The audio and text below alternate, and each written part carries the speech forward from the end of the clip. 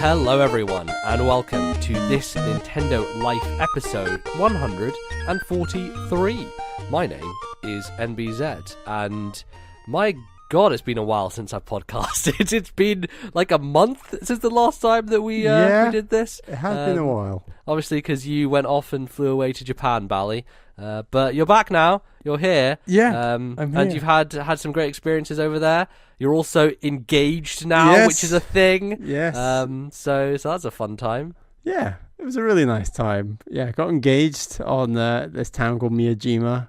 I tweeted a photo. It was good. It was a great holiday. Kind of sad to be back home, really. Yeah, no, like I imagine it's one of those and- things where it's like, Yeah. oh no, I was in Japan for so long, I felt like I belonged there, but now not anymore. Yeah, and spring it's was a shame. a much nicer time to go rather than summer, like I did in 2017.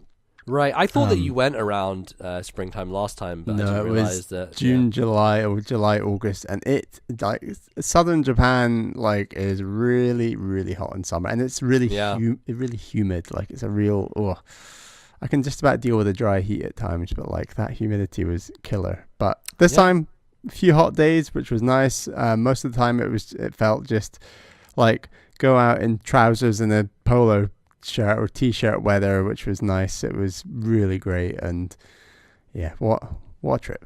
That's great. Very, very good. I'll be there eventually. I'll get there. It'll take some time, but I will go to Japan, and it will be fantastic. I'm sure of it. But yeah, we're back, and also, you know, having had a month, we've played a lot of fucking video games. So the show's going to be a little different this week because we have a lot of things to talk about. So, Bally, do you want to tell everyone what we're going to be doing for the show? So 2-segment show this week. First segment, we're going to be going deep on a ton of games that we've been playing in that month that you've talked about, MZ. There's a lot to get through. And then second segment, we're going to catch up on some of your emails. So thank you for sending those in. And yeah, that's 2-segment show, just like that. Cool. Sounds good. So it'll probably be more extended for what we've been playing. And we're kind of going to go back and forth on this a little bit because usually it's just like Bally does his stuff, then I talk about my stuff. Stop you talking for 45 minutes non-stop. Yeah, because otherwise I will exhaust myself and die. Right. So let's start things then, Bally, because you went off to Japan, and right before you left, a nice game hit the eShop, which was pretty perfect for your trip away, and that was Cuphead, which newly came to the Nintendo Switch right around that time. Yeah, I beat it within the first few days of the holiday as well. Like That's it was crazy, man. You went hard on Cuphead. Yeah, and it took me a while. Like we were talking about this. It took you about 9-10 hours, and my time Steam dilates profile says 10 hours it took me to beat Cuphead, so... Because I always take an extra third almost for every single game I play. Yeah.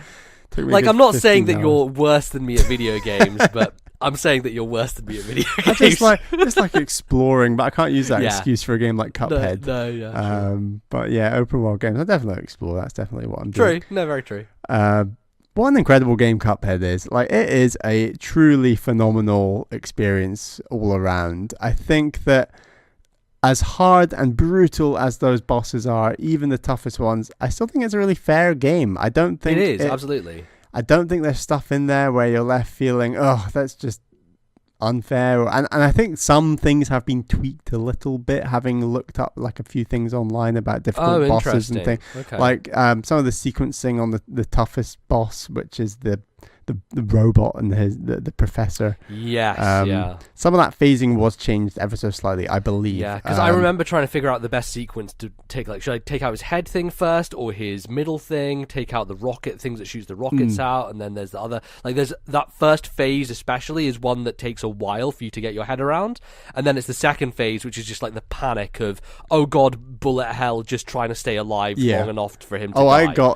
Because like all the bosses in this game, almost. I got into such a rhythm on, right, I'm going to go for the middle, then the bottom, and then the top, and you're just training your fingers into this dance essentially as you're working your way through boss. And I love situations like that, and it's to an extent Extermination Force was very much like that, but it was those bosses were much longer.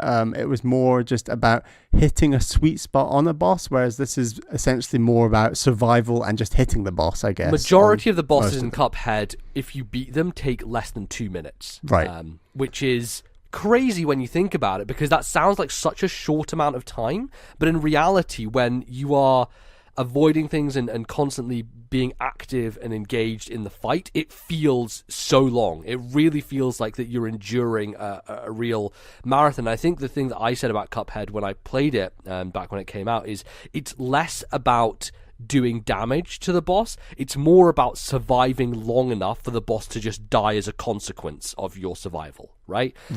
So like having the one where you're running away from the dragon at the end, that final phase, it's more about just dodging out the way, holding down the shoot button when you can, but more about you just avoiding taking damage, and by attrition you will eventually take him down. Yes, yeah. No, and it's a fantastic formula that works so well, and I think the timeline of how close you get to defeating the boss, but every time you die, is such a welcome meta kind of thing that this game includes that I wish more games maybe had, where maybe it only does it because it is such a hard game, and it is that sort, it's almost dangling that carrot of, oh, you were so close, and maybe most bosses, I don't know, if you say you died on a boss in Zelda and then it told you once you died how close you were to defeating the boss, that might take some of the magic away to an extent, but in a game like Cuphead, where it's such a focus, the timing, and it is kind of fourth wall breaking in the idea that it's like, this is a boss that you're facing. It's not like this intricate story in a dungeon or something. But like Cuphead is very unabashed about the fact that it is a video game, and yet at the same time it is so well crafted as this world, you know? Like, I think that, you know, the overworld stuff is really neat, and obviously it's kind of very loose, light story, but the setting, just each area that a boss fight takes place in just feels so grounded. And I think it's because a lot of the stuff they did, which was quite unconventional in terms of like development, like, you know, the genie fight, the big genie, where you're flying through the air and you're shooting him, it turns into like a pyramid and all that stuff. The background of that is like this rotating pyramid, and I think they did this for the dragon fight as well with the tower.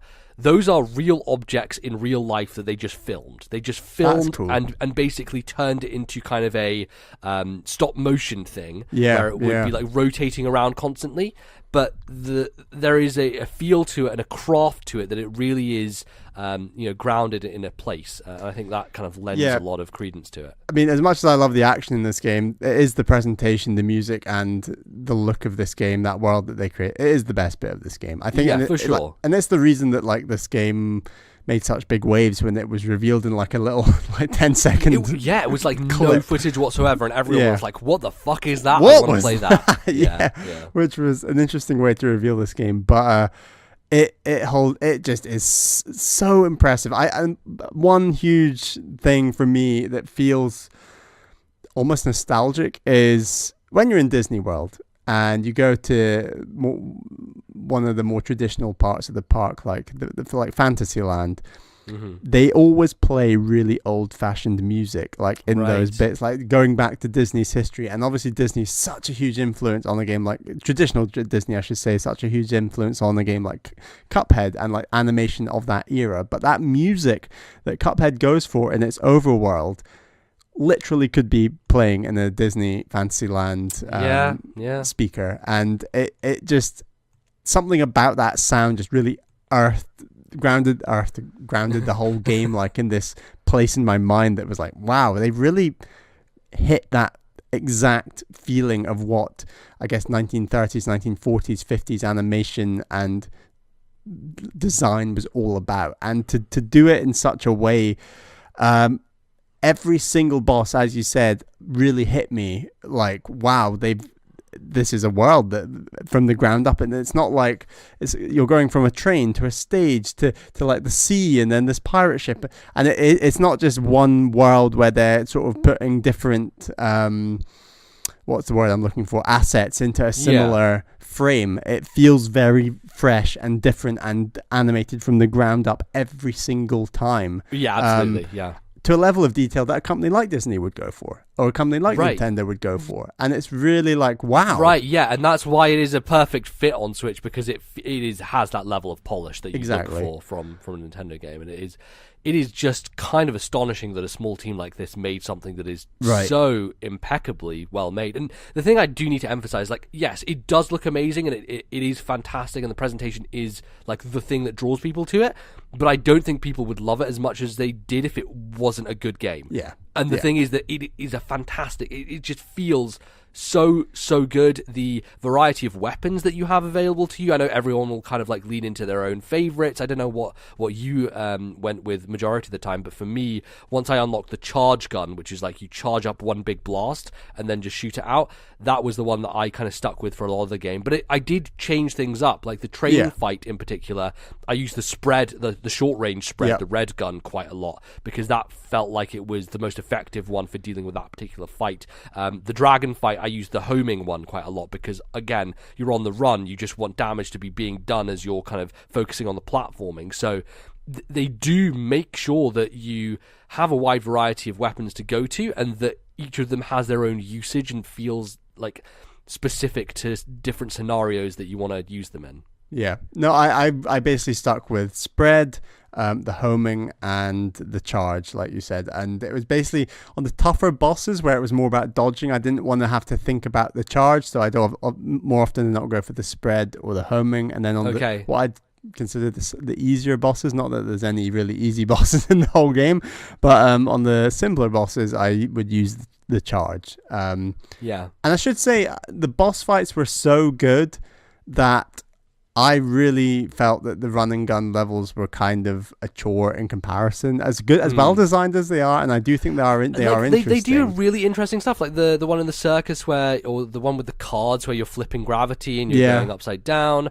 There is the circus one as well, where you're going through the tents and like bouncing off things to kind of lift targets. Yeah, they are cool, and if you just had a game of just those run and gun levels, I probably would love it. It's just that in the context of how good this game is in terms of its boss fights, I feel like every time I was playing one, I was like, I need to get to the next boss fight. Like, you'd rather be fighting a boss than doing one of these levels. You always want to be doing the best thing in that game when you're playing that game, I guess. But they work. I guess it is good that they're in there. But for me personally, I would have maybe just preferred pure bosses. But I absolutely love this game. I should say that on the flying levels, that I do think are maybe some of the hardest in the game, especially the robot, Dr. Cal's robot. Yeah, is his name. I think for us in particular, like, we are people who are far more about platforming than we are about like bullet hell shooters. Right. Like, I didn't grow up playing Gradius, that's not the type of gamer I am, and so I am far less adept at doing those flying levels where you're shooting something and you're dodging stuff midair. Like, I just don't have the same tight control as I do in a platforming level. I'm just not as good at it. So I naturally found those bosses by far the hardest. Like, the one that I got stuck on initially the most was the what's her name, who's like turns into a moon and turns into a sheep and all that stuff. I can't remember what the boss is.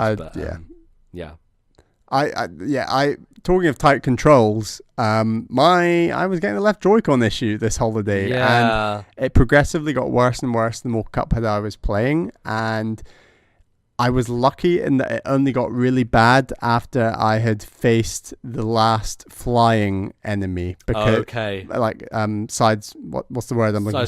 Space shooter, side scroller.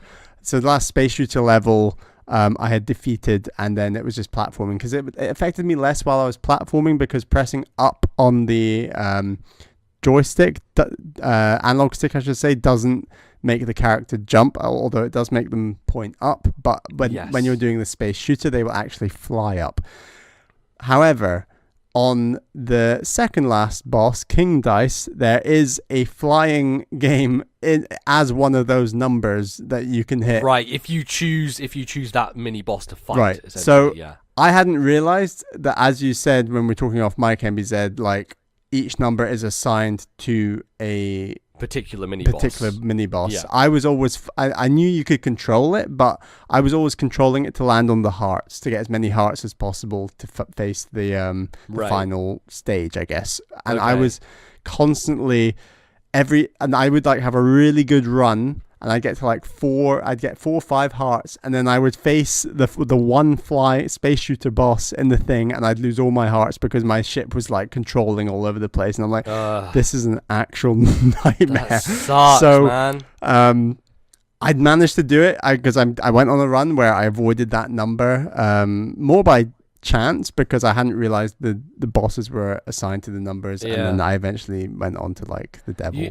You should go to my Twitch stream and have a look at when I played King Dice, because I actually streamed the entire fight. It's like an hour video, and it's me going from knowing nothing to beating him, basically, which is like cool. That's the thing of Cuphead, of like you start out and you just get your ass kicked, and then slowly but surely you just turn into a savant at that particular fight. And what I figure out during that is, okay, I know the exact timing for the dice hit, and I know the bosses that are the easiest ones. So I'm going to choose this path that is easy boss, break, easy boss, final fight. I was still making a mistake on the rolling of the dice about 1 in 5, 1 in 6, roughly. I found a timing that worked every time. Really? So that's, there is a particular point at which if you jump when you need to at a certain time, you will nail it no matter what. You can also put on the power-up that means you just have to jump into a pink thing for it to... Oh, right. I've read that can also make it easier, if you know what I mean. Yeah, interesting. Okay. But... yeah, I did get a new set of Joy-Cons. I was only able to open them once I was back in the UK because I got them tax-free in Japan. So very nice. I managed to defeat Cuphead with a broken Joy-Con in the end, which was very satisfying and an incredible game overall. Just wow. Cuphead is one to play on Switch if you have not done so already. And if you played it before, playing it on Switch is a pretty great place to play it. Yeah, I mean, ever since we both played it at Gamescom for that first time, I was just itching at the chance to play it again. Because we were already sold on the presentation. It was all about how did it handle, how did it feel, and we were like, yeah, this feels great. Yeah, absolutely. And the thing is, they have DLC coming out. Maybe that's later this year. I'm not sure when it's coming, but they announced it last E3, I believe. New character, new playable character, and also just like new bosses and everything. So wow. The question for me is, do I get that on PC or do I just buy it on Switch again and play through all of it on Switch again, which is tempting, I will say, for sure, because... you know, it feels like such a Nintendo game, like it's Contra. It is basically Contra without the bullshit, and that's why Cuphead is good, because we fucking love playing through Contra 3, but also there's a lot of bullshit. I mean, Contra without the bullshit is the near perfect game. Yeah, you said that. Like Contra without the bullshit, it's basically the best video game. Right. So yeah, very, very true. So there you go. Nice. Cool. Great. So on that same day when Cuphead came out in the eShop, another game dropped that had some buzz around it, which I've been keeping track of for a little while because Kind of Funny had shown it off at their GDC stream like years and years ago. And that game is Katana Zero. So this, I feel like this year is the year of the samurai, because we've had a lot of ninja games, right? Like we had The Messenger, we've got like Cyber Shadow, which is that new Yacht Club game they're publishing that's coming out. Like Ninja Gaiden's been a thing for a while, and a lot of those games are like inspired by Ninja Gaiden. And then like this year, if Ghost of Tsushima comes out, then we have like Sekiro, we have Ghost of Tsushima, and now we have Katana Zero. So the Ninja games have had their time in the spotlight, but 2019 is the year of the samurai. And Katana Zero is a game where you play as a samurai. It's kind of weird because the setting is very neo-noir, right? So like it is in an urban environment, you're in a city, and you know, there are soldiers and like they have, you know, assault rifles and stuff like that, but you're just like a dude who walks around with a katana and a bathrobe, and it's a bit of this weird mismatch, but you are essentially an assassin. And so the setup is that you go through these different levels, and each level is like a different contract. So you start the level and you open the contract and it says who your target is, and then it like burns the contract and you start the level.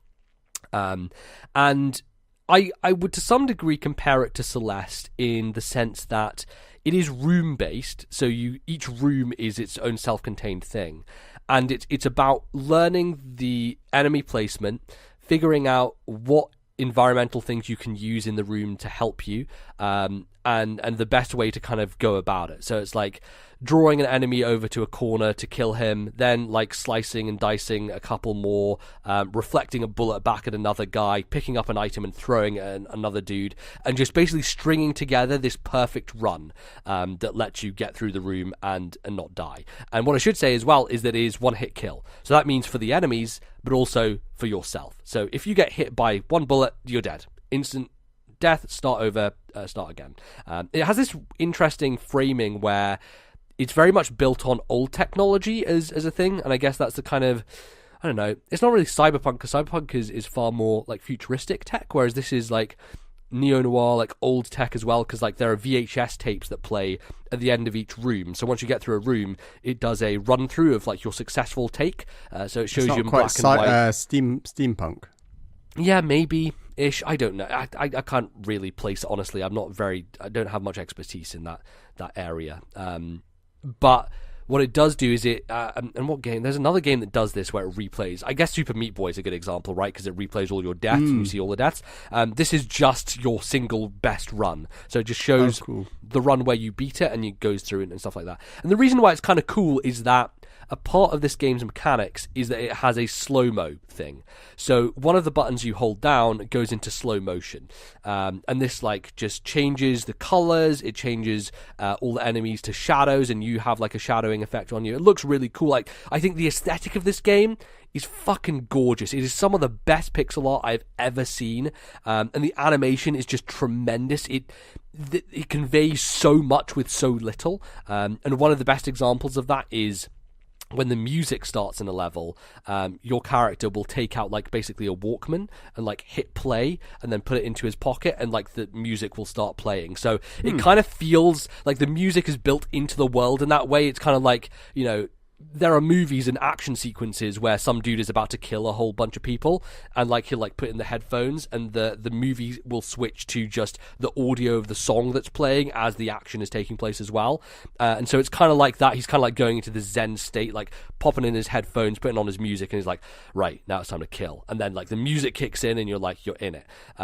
But even for that, like the slight animation of him just like reaching into his pocket, like clicking something, it conveys it really well in such a the thing that always strikes me about pixel art is like how they convey emotion in so little amount of like animation that is available with that stuff. It blows my mind. It's one of those things where if I were to ever make a game, I think if I want to do pixel art, it would be crazy impossible and hard, because I'm not very artistic and just trying to do that stuff just seems impossible. But it is just meticulous. It looks so good, and there are so many different things that you do as you kind of go along it. But back to the slow mo. Go ahead. I was just going to say the gameplay actually sounds a lot like something like Ape Out, where like I mean that is like Hotline Miami. There was actually a thread on Reset Era recently, which is like, should we have a name for this type of genre where it's like one hit, one kill, like you die in one hit type of thing? Do you die in one hit in Ape Out, or is it do you have a bit of HP? You die in like 3 hits, and like it's kind of,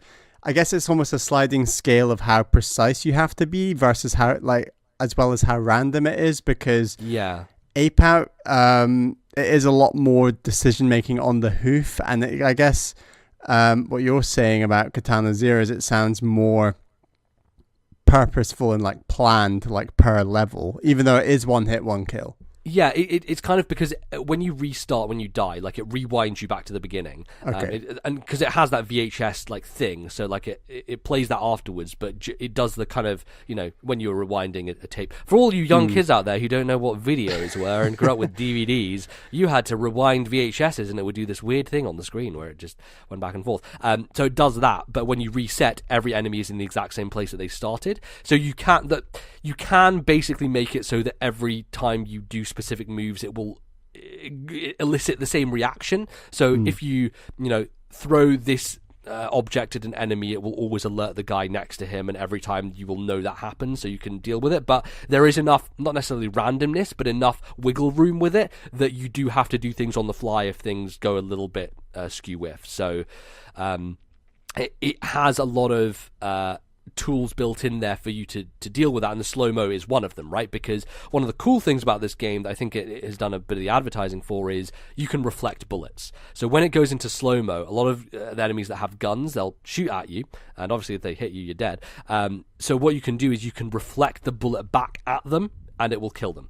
And that feels great. It feels awesome when you're in slow-mo and you're able to do that. They have other enemies who make that a bit trickier, who have like shotgun blast, and it'll shoot out like 15 bullets in like a spray.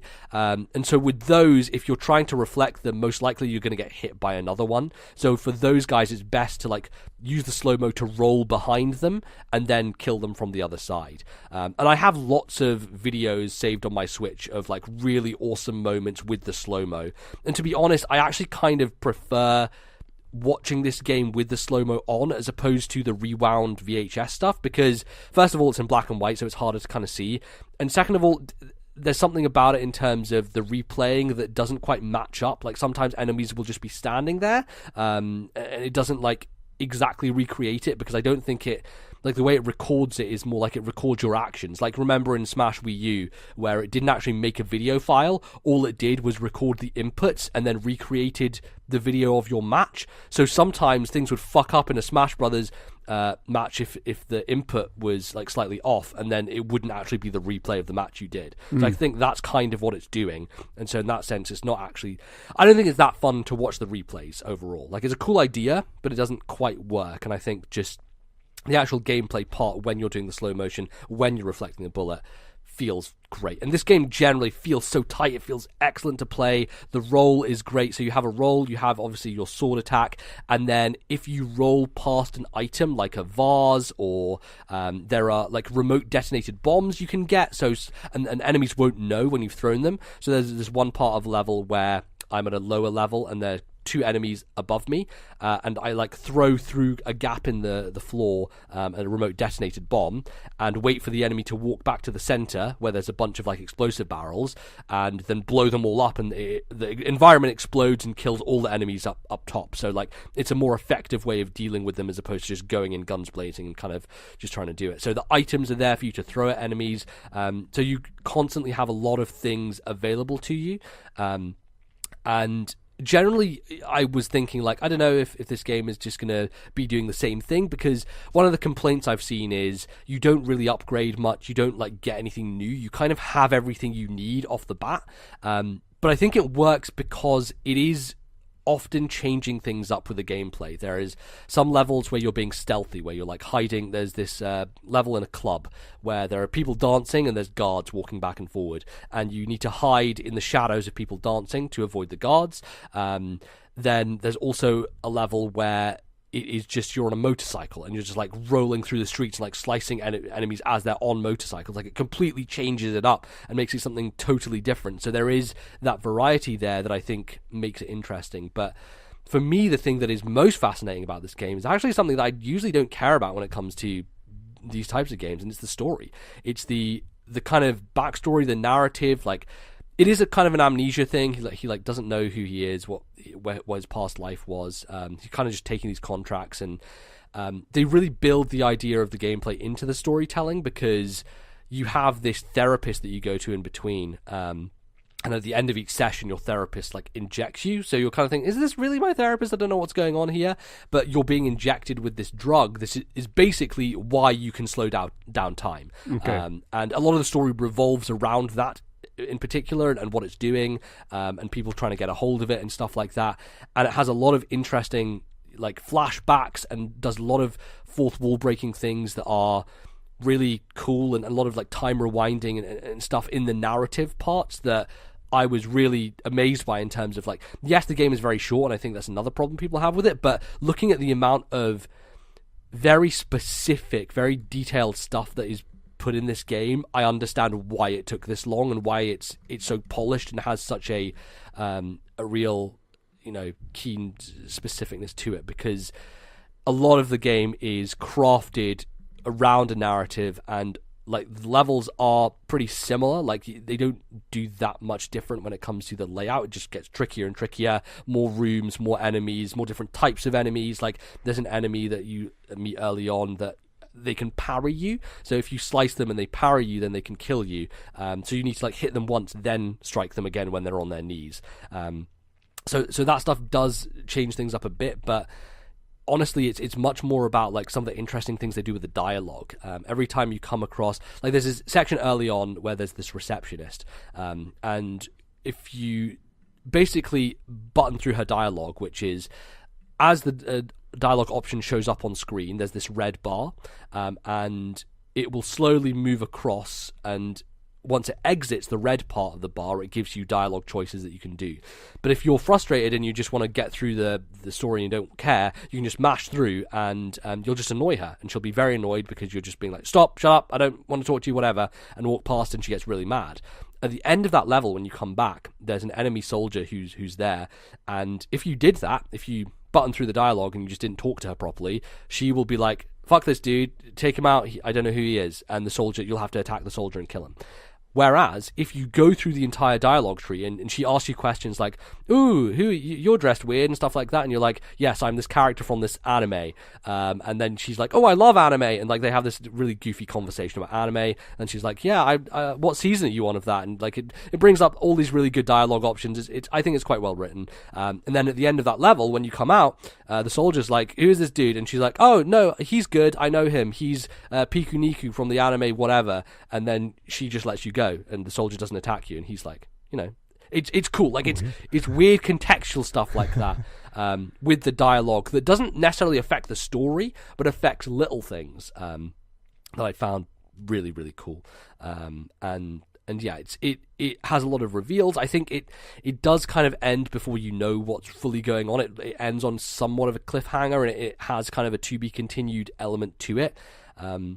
But man, I loved it. I think it is such a fun game. I think mechanically it is so solid and feels awesome. It just looks brilliant, and has like really good character stuff going on in there, that drew me in, that I was really engaged with, and you never really know where it's going next, and it's always doing things, and it throws in some really interesting boss fights, and just how tough is it overall, would you say?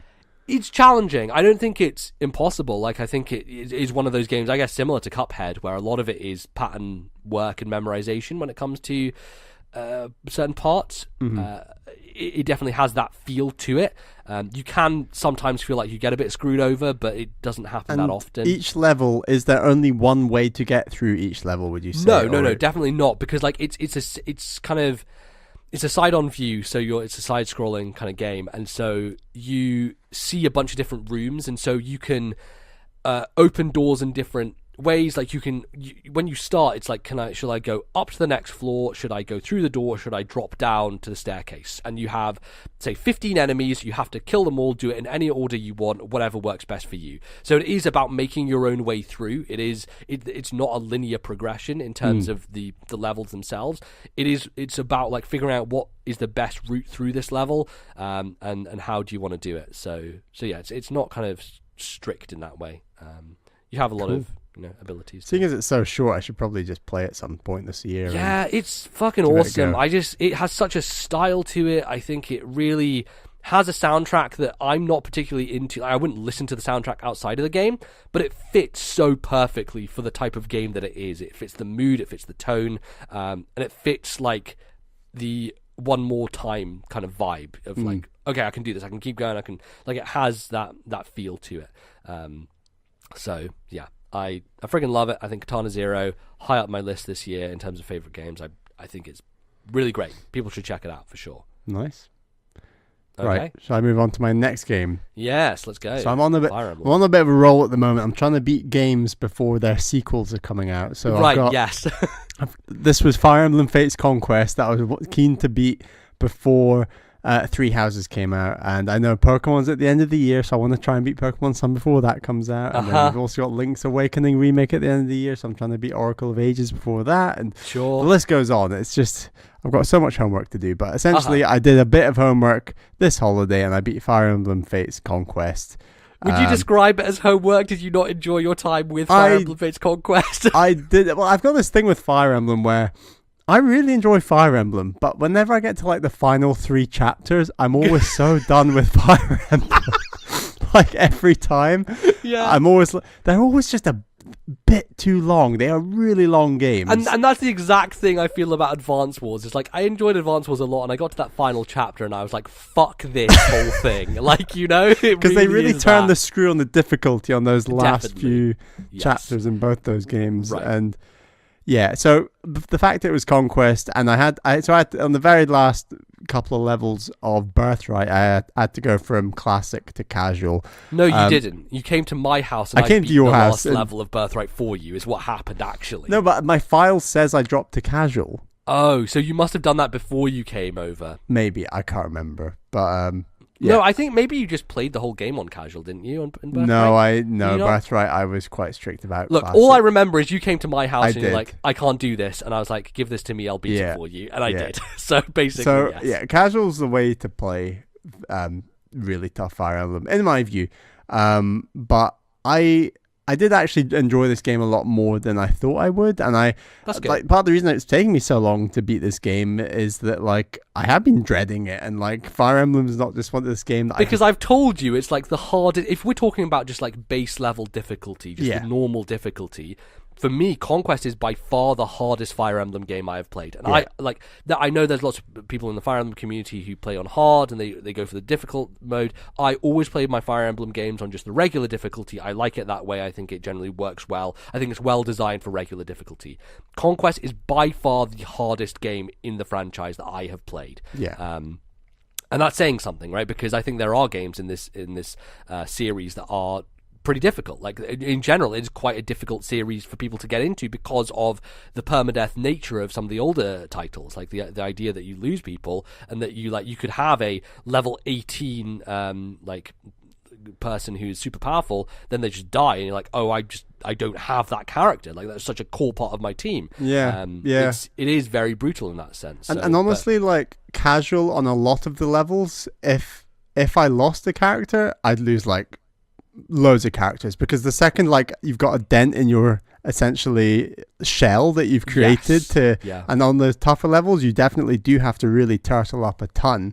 The second there's a hole in that shell, like in that same turn often multiple characters would be killed, and I'd just be like, well, so if I lost the character, I'd either restart because they were a crucial part of my shell, or I would literally limp through the level and defeat the level with like 2 or 3 characters remaining, because the enemies have just overwhelmed my squad, and like only the toughest of the tough. And to some degree, that's why you will keep having a harder and harder time, is because those characters are getting killed, and so they're not gaining experience. Exactly. So they are naturally exactly lower levels. So I behind. think the connotations for playing on casual actually do have real knock-on consequences in the end. And by the end of the game, I did have like 4, 5, 6 to 7 maximum characters that I really relied on, and all the rest were... And I mean, generally that will happen. Like, you'll have your core characters who you take everywhere and will be the main ones, but yeah. But I both Birthright and Conquest, I really enjoyed Birthright when I played it. I know that you weren't a fan, and I agree that Conquest has far greater level design. It's so good. Each map is just really impressively designed. Like, they have gimmicks to them, quote unquote gimmicks, but I think a lot of them are so smart. Like the one with the poison vases is really cool. The level where you have the doors that open and shut, that you have to like work around and have certain, like, you have different parties. The one with that you're moving. unlimited spawning faceless, where you're having to march your way up these stairs, and the giant staircase, and they just keep respawning, and they actually have an ability that means when you defeat them, you don't get any experience points. Yes, and it's like, wow, that is brutal. And that was like my level of what I wanted from this game. That was a really tough level, but at the same time it was a level where I restarted a few times, but then I eventually did it and everyone survived, and that was like my ideal level of difficulty. But I feel like there were a handful of levels after that in the end game that were like considerably more difficult, and they throw a ton of really, really strong units just right through your team. I mean, the brutal one is chapter 26, which is the one that I spent like 6 hours trying to get through without losing anybody. And it's just like room after room of brutal enemies while also having a boss that can basically half your HP or whatever. He has this wand that I can't remember what the wand does, but I remember the wand being fucking brutal. You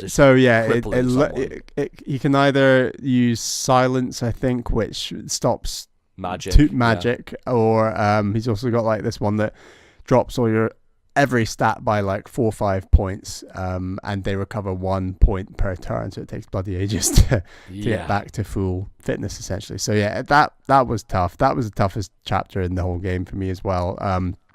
That was one of the ones where I was scraping through with 3 or 4 units at the end, thinking, I am glad I'm just getting through this on casual, and I do not care. Like, I am. Yeah, but I mean, Bal, you can imagine if someone like me who has played so much Fire Emblem and really knows it and like feels like I'm very confident in my skills, and it took me 6 hours to get through that without losing anybody.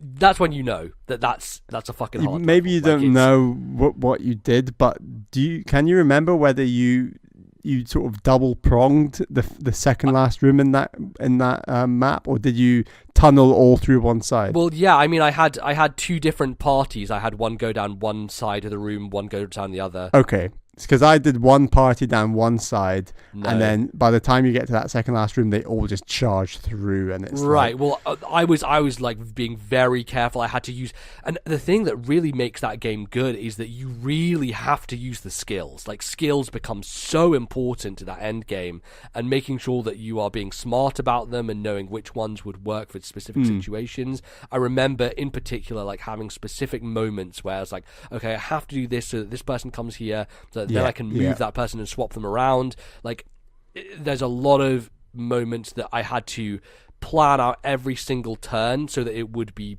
perfect, essentially. Right. And I thought, presentation-wise, I just think Birthright and Conquest are impeccable. Like they make the 3DS really stand out. It's like, this is what the 3DS can do, and it looks so clean. It kind of bums me out about Three Houses because I don't think it looks that great. Look great. I really I like. There's room for it to grow on me, and I do want to play that game and see what it's like. I kind of think like the stuff inside the school looks really good. I think like the running around the school and environment, but like when it comes to the battle screen, the grid map looks, it just looks like Path of Radiance in HD, and I like obviously that's not the case. Like, it's not going to look like a GameCube game up-res, but that's what it feels like to me, you know? Whereas honestly, Fates, where you have these pixel characters on like a more fleshed out background, it's a bit like Octopath. Honestly, one of my favorite decisions they made was to make those pixel characters on the map. Yeah. I love that. Really good. Really good. And I personally really prefer the Kingdom of Hoshido, and I love that Japanese white style with the spring blossom and the Japanese architecture and the rivers and I love that. And obviously there's that one level near the end where you're fighting the Pegasus sister. That's a pretty tough level as well, but that one is like fully embracing that entire blossom area. Of blossom areas. That's a tough level. But again, that was my level of tough. Like, this is end game. This is tough, and I enjoyed that level. And I think I did lose a couple of characters, but I didn't get completely done in by the entire squad. But yeah, I think I generally prefer Birthright personally, just because it was more my level, but I really have a lot of respect for Conquest and what it does. But for me personally, just those last 3-4 chapters were just too far beyond what I could chew. Like, I really, really did struggle with them, and I was glad I played it on casual. But I actually really enjoyed the story of this game. I did enjoy it for Birthright. I thought the story in this one was a bit stronger. I think the final reveal and stuff it doesn't stick a landing, but I think the journey is actually pretty good. See, the problem is, Bali, is that the actual full story is Revelation. Revelation is the actual, you get the entire thing.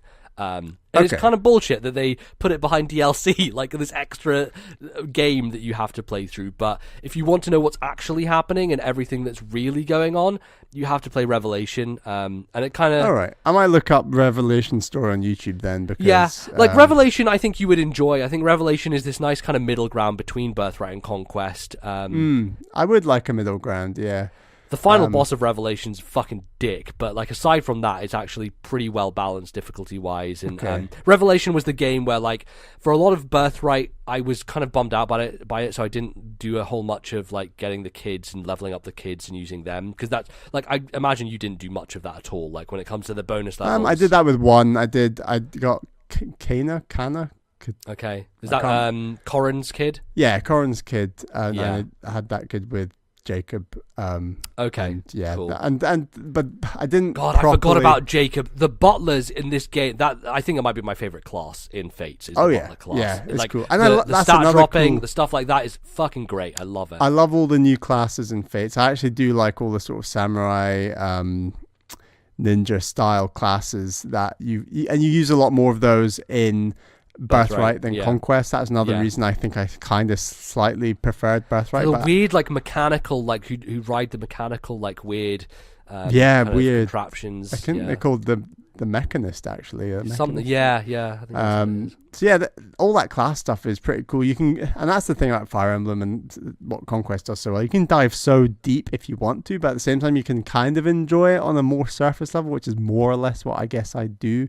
But I definitely could have done more reading up on the skills and how to make them work together more, and I might have found those latter levels easier. But just overall, I really did enjoy this game, and while I did get a bit burned out by the final few chapters, like I always do with Fire Emblem, I did really enjoy this, and it is one of my favorite Fire Emblem games, honestly. I mean, as you said, with Revelation being a happy medium between Birthright and Conquest, for me that game's kind of Fire Emblem Awakening. Like, it's that kind of... Yeah, no, you're right, it is. Yeah, I think Awakening's my favorite out of those three that I've played, but overall, I did enjoy Conquest, and I'm looking forward to Three Houses. I want to see what it has to offer, and I wonder if they do the kid stuff again, because I tell you, like, that's the thing that people like. Are you gonna marry your students? Is that gonna be a thing? I really wonder. Are they gonna cross that line? You know, because they probably would, because it's Japan, and fuck it, you know. Like Persona 5, you can date your teacher, so goddamn it, of course they would do that. Yes. Okay. Oh, Jesus. Right.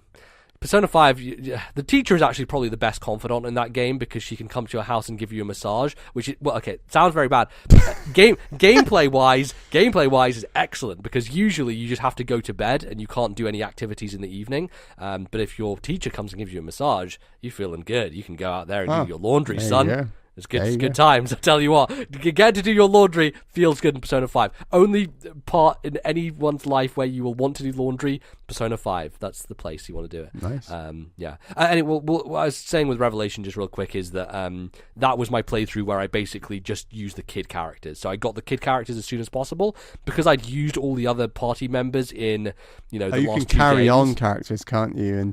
Well, you can kind of, if you wanted to do that. But I think that's just for the same game. Maybe it's not. Maybe you can carry it through into a different version. But what I mainly did was I focused on using the children as my main party, and that's what I did for the rest of the Revelation. Is like and honestly, a whole party of kid characters. The whole let's just release 3 games at once. For me, as a more casual Fire Emblem fan, I'm like, yikes! I don't want to play 3 games. Like it was kind of beyond my normal tolerance of Fire Emblem to play 2 out of 3. Exactly. So I wouldn't, if another Fire Emblem is released that is like, this is a really hard game, and that was kind of how Conquest was sold, I would definitely drop it down to like an easier difficulty again, and just that's why they got Phoenix mode for, so I could have always dropped to that if I had to, but I didn't quite drop that far. But cool. Conquest, cool game. Looking forward to Three Houses. Excellent. Awesome. So I, when I was back home for a couple of weeks, brought my 3DS with me, and I've been meaning for a while. Bally, we have this contract that we have, signed with our minds that we will both finish every mainline Zelda game.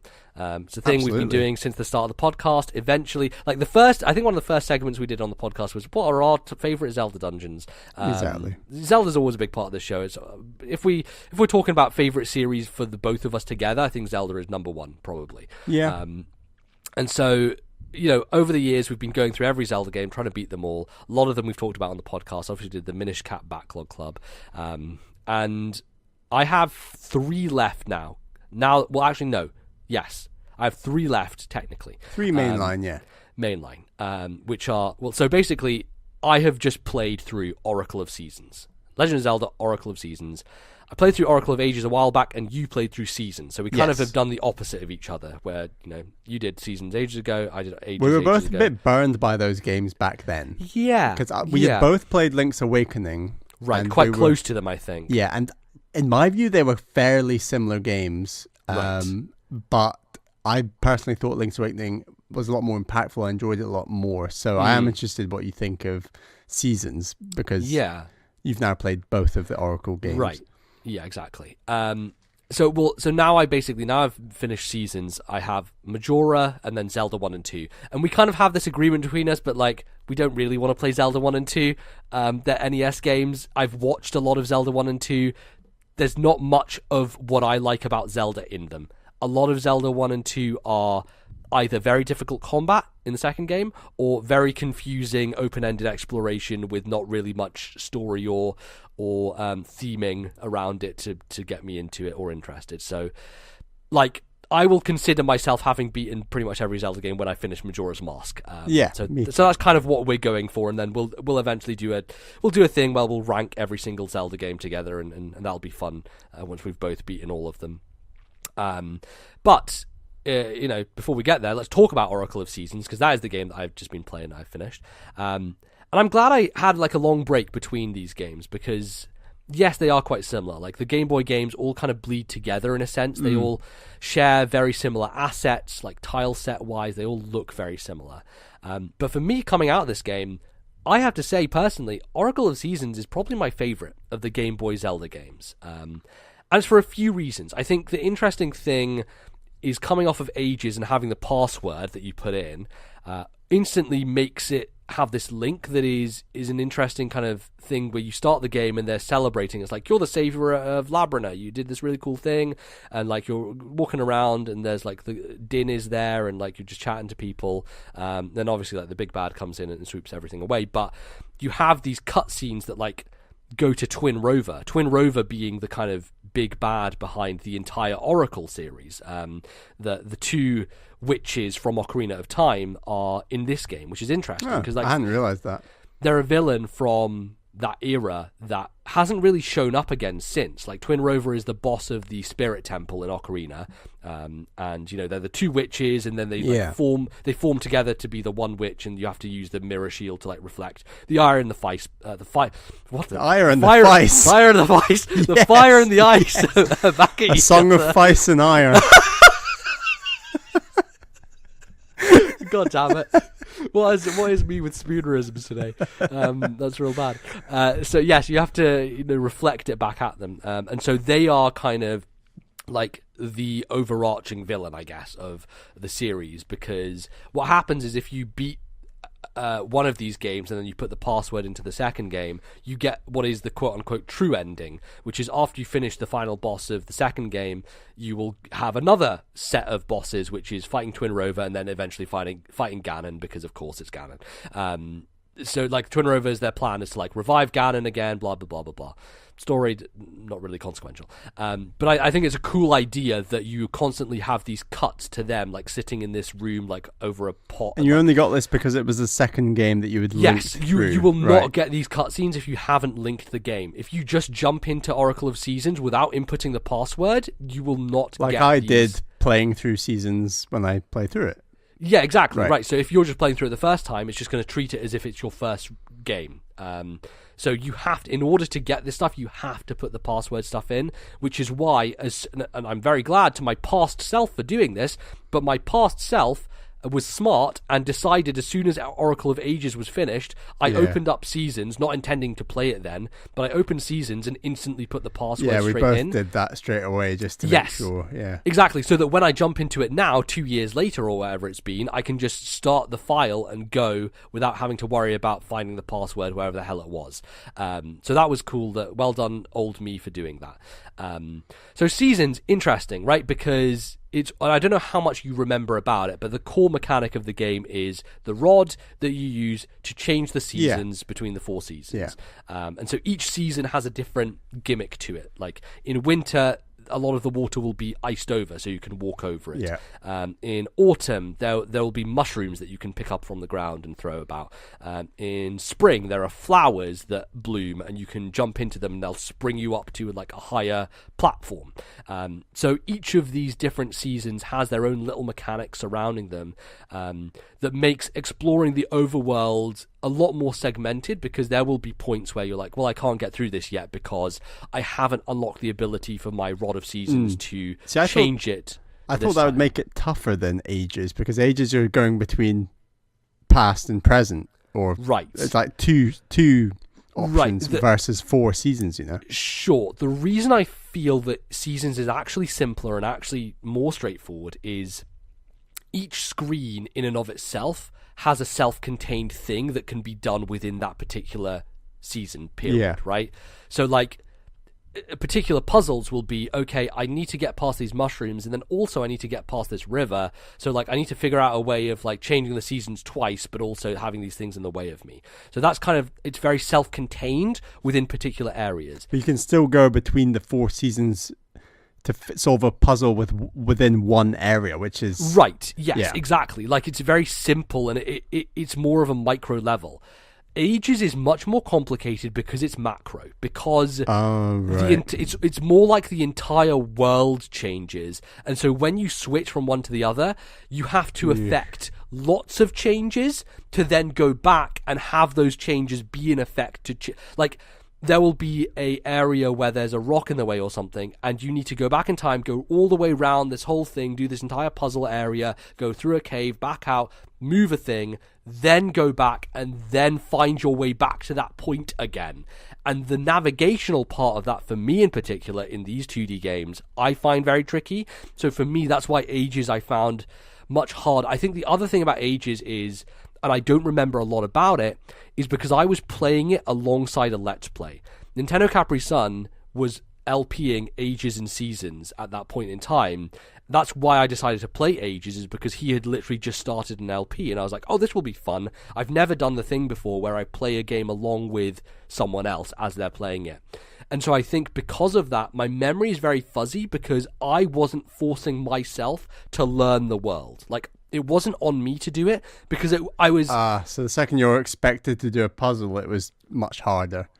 Well, it's kind of, it depends, right? Because he would have jump cuts where he would be like doing a thing, and then he would cut to a thing after he'd figured it out. And I was like, well, I can't do that because I need to do this myself now. And I've just kind of been following along with him. And like, now I don't really know what I'm doing, and it's really bad. So like, it was kind of fun to follow along with him, but also it's very frustrating because you're like pausing the video and doing the thing yourself, and then unpausing the video.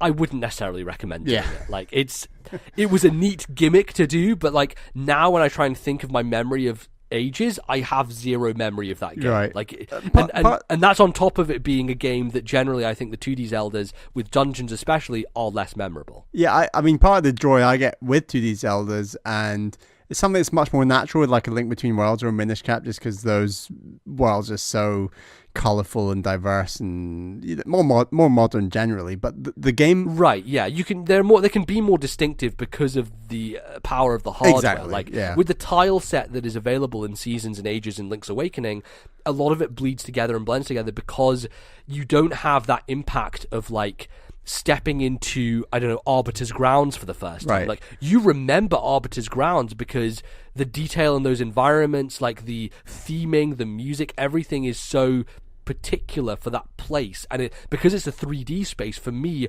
I remember that so much more clearly, whereas when it's a top down split into like rooms that scroll from one to the other, and a lot of them look the same, and they use a lot of the same gimmicks in terms of there's minecarts being used in a lot of these dungeons, there's hitting switches, there's going to the underground areas and using the Rock's Feather to jump over like Mario enemies or whatever, because they have that weird crossover stuff with these games. that stuff makes it way more difficult for me to store those dungeons as places in my memory.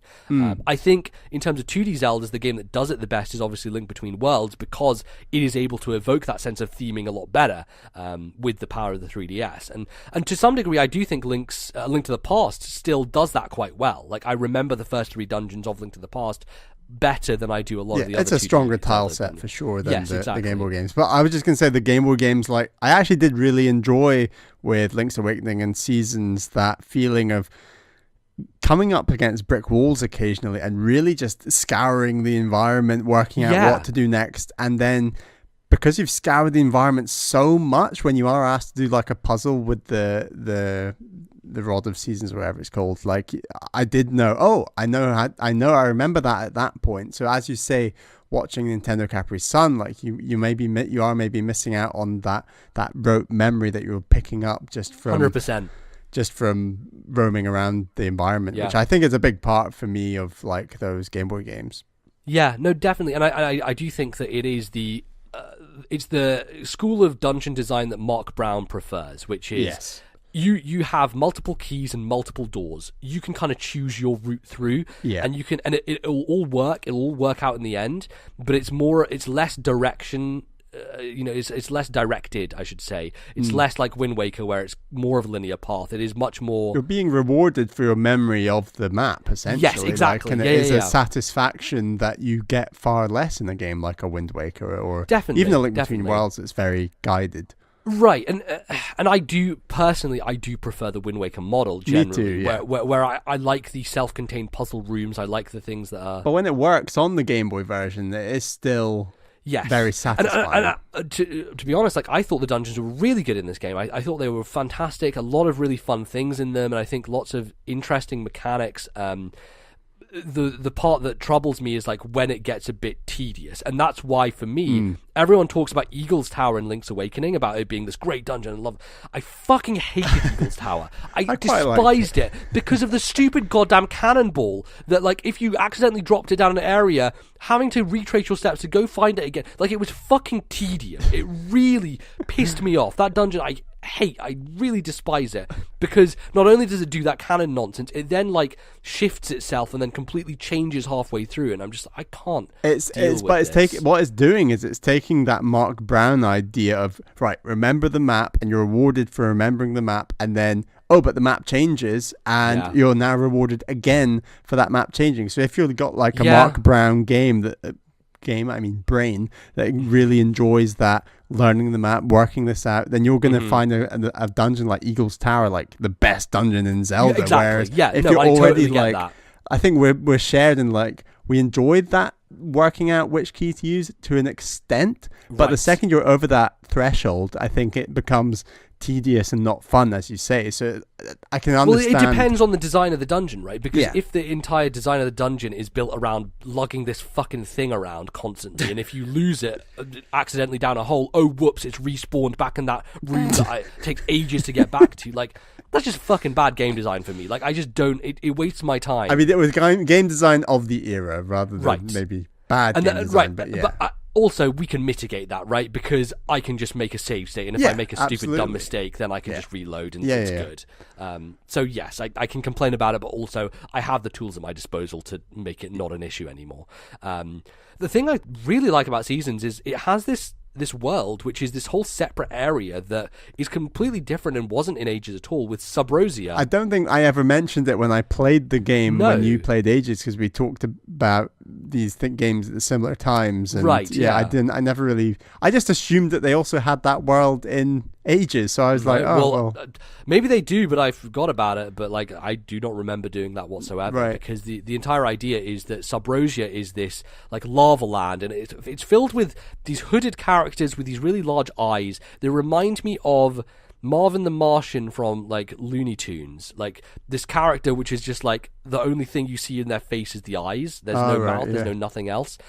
Reminds me, I guess, like of Vivi, again, a character from Final Fantasy IX. Like, that's a very well-known character design, like the Black Mage from Final Fantasy series. And they're just all these hooded. What's the Star Wars one? A Jawa. Yes, Jawas. Yeah, exactly. They're basically Jawas essentially, and they are the denizens of this place, and it's this like place where volcanoes erupt. It's basically the underground of the world, because what happens is at the start, the big bad guy like crumbles the Temple of Seasons, and it like falls underneath the earth essentially. And so the idea is that you're constantly having these warp points to this place, and throughout the course of the game, you're unlocking the next season. In order to, go on the tree stump and change it manually. Because the seasons do change on their own, and they will, rotate through. But in order to change them manually to what you want them to be, you have to unlock the power to be like, okay, now I have the power of summer, so I can change it to it's summer. Now all the waters have dried up, so I can go across this place, whatever. Stuff like that.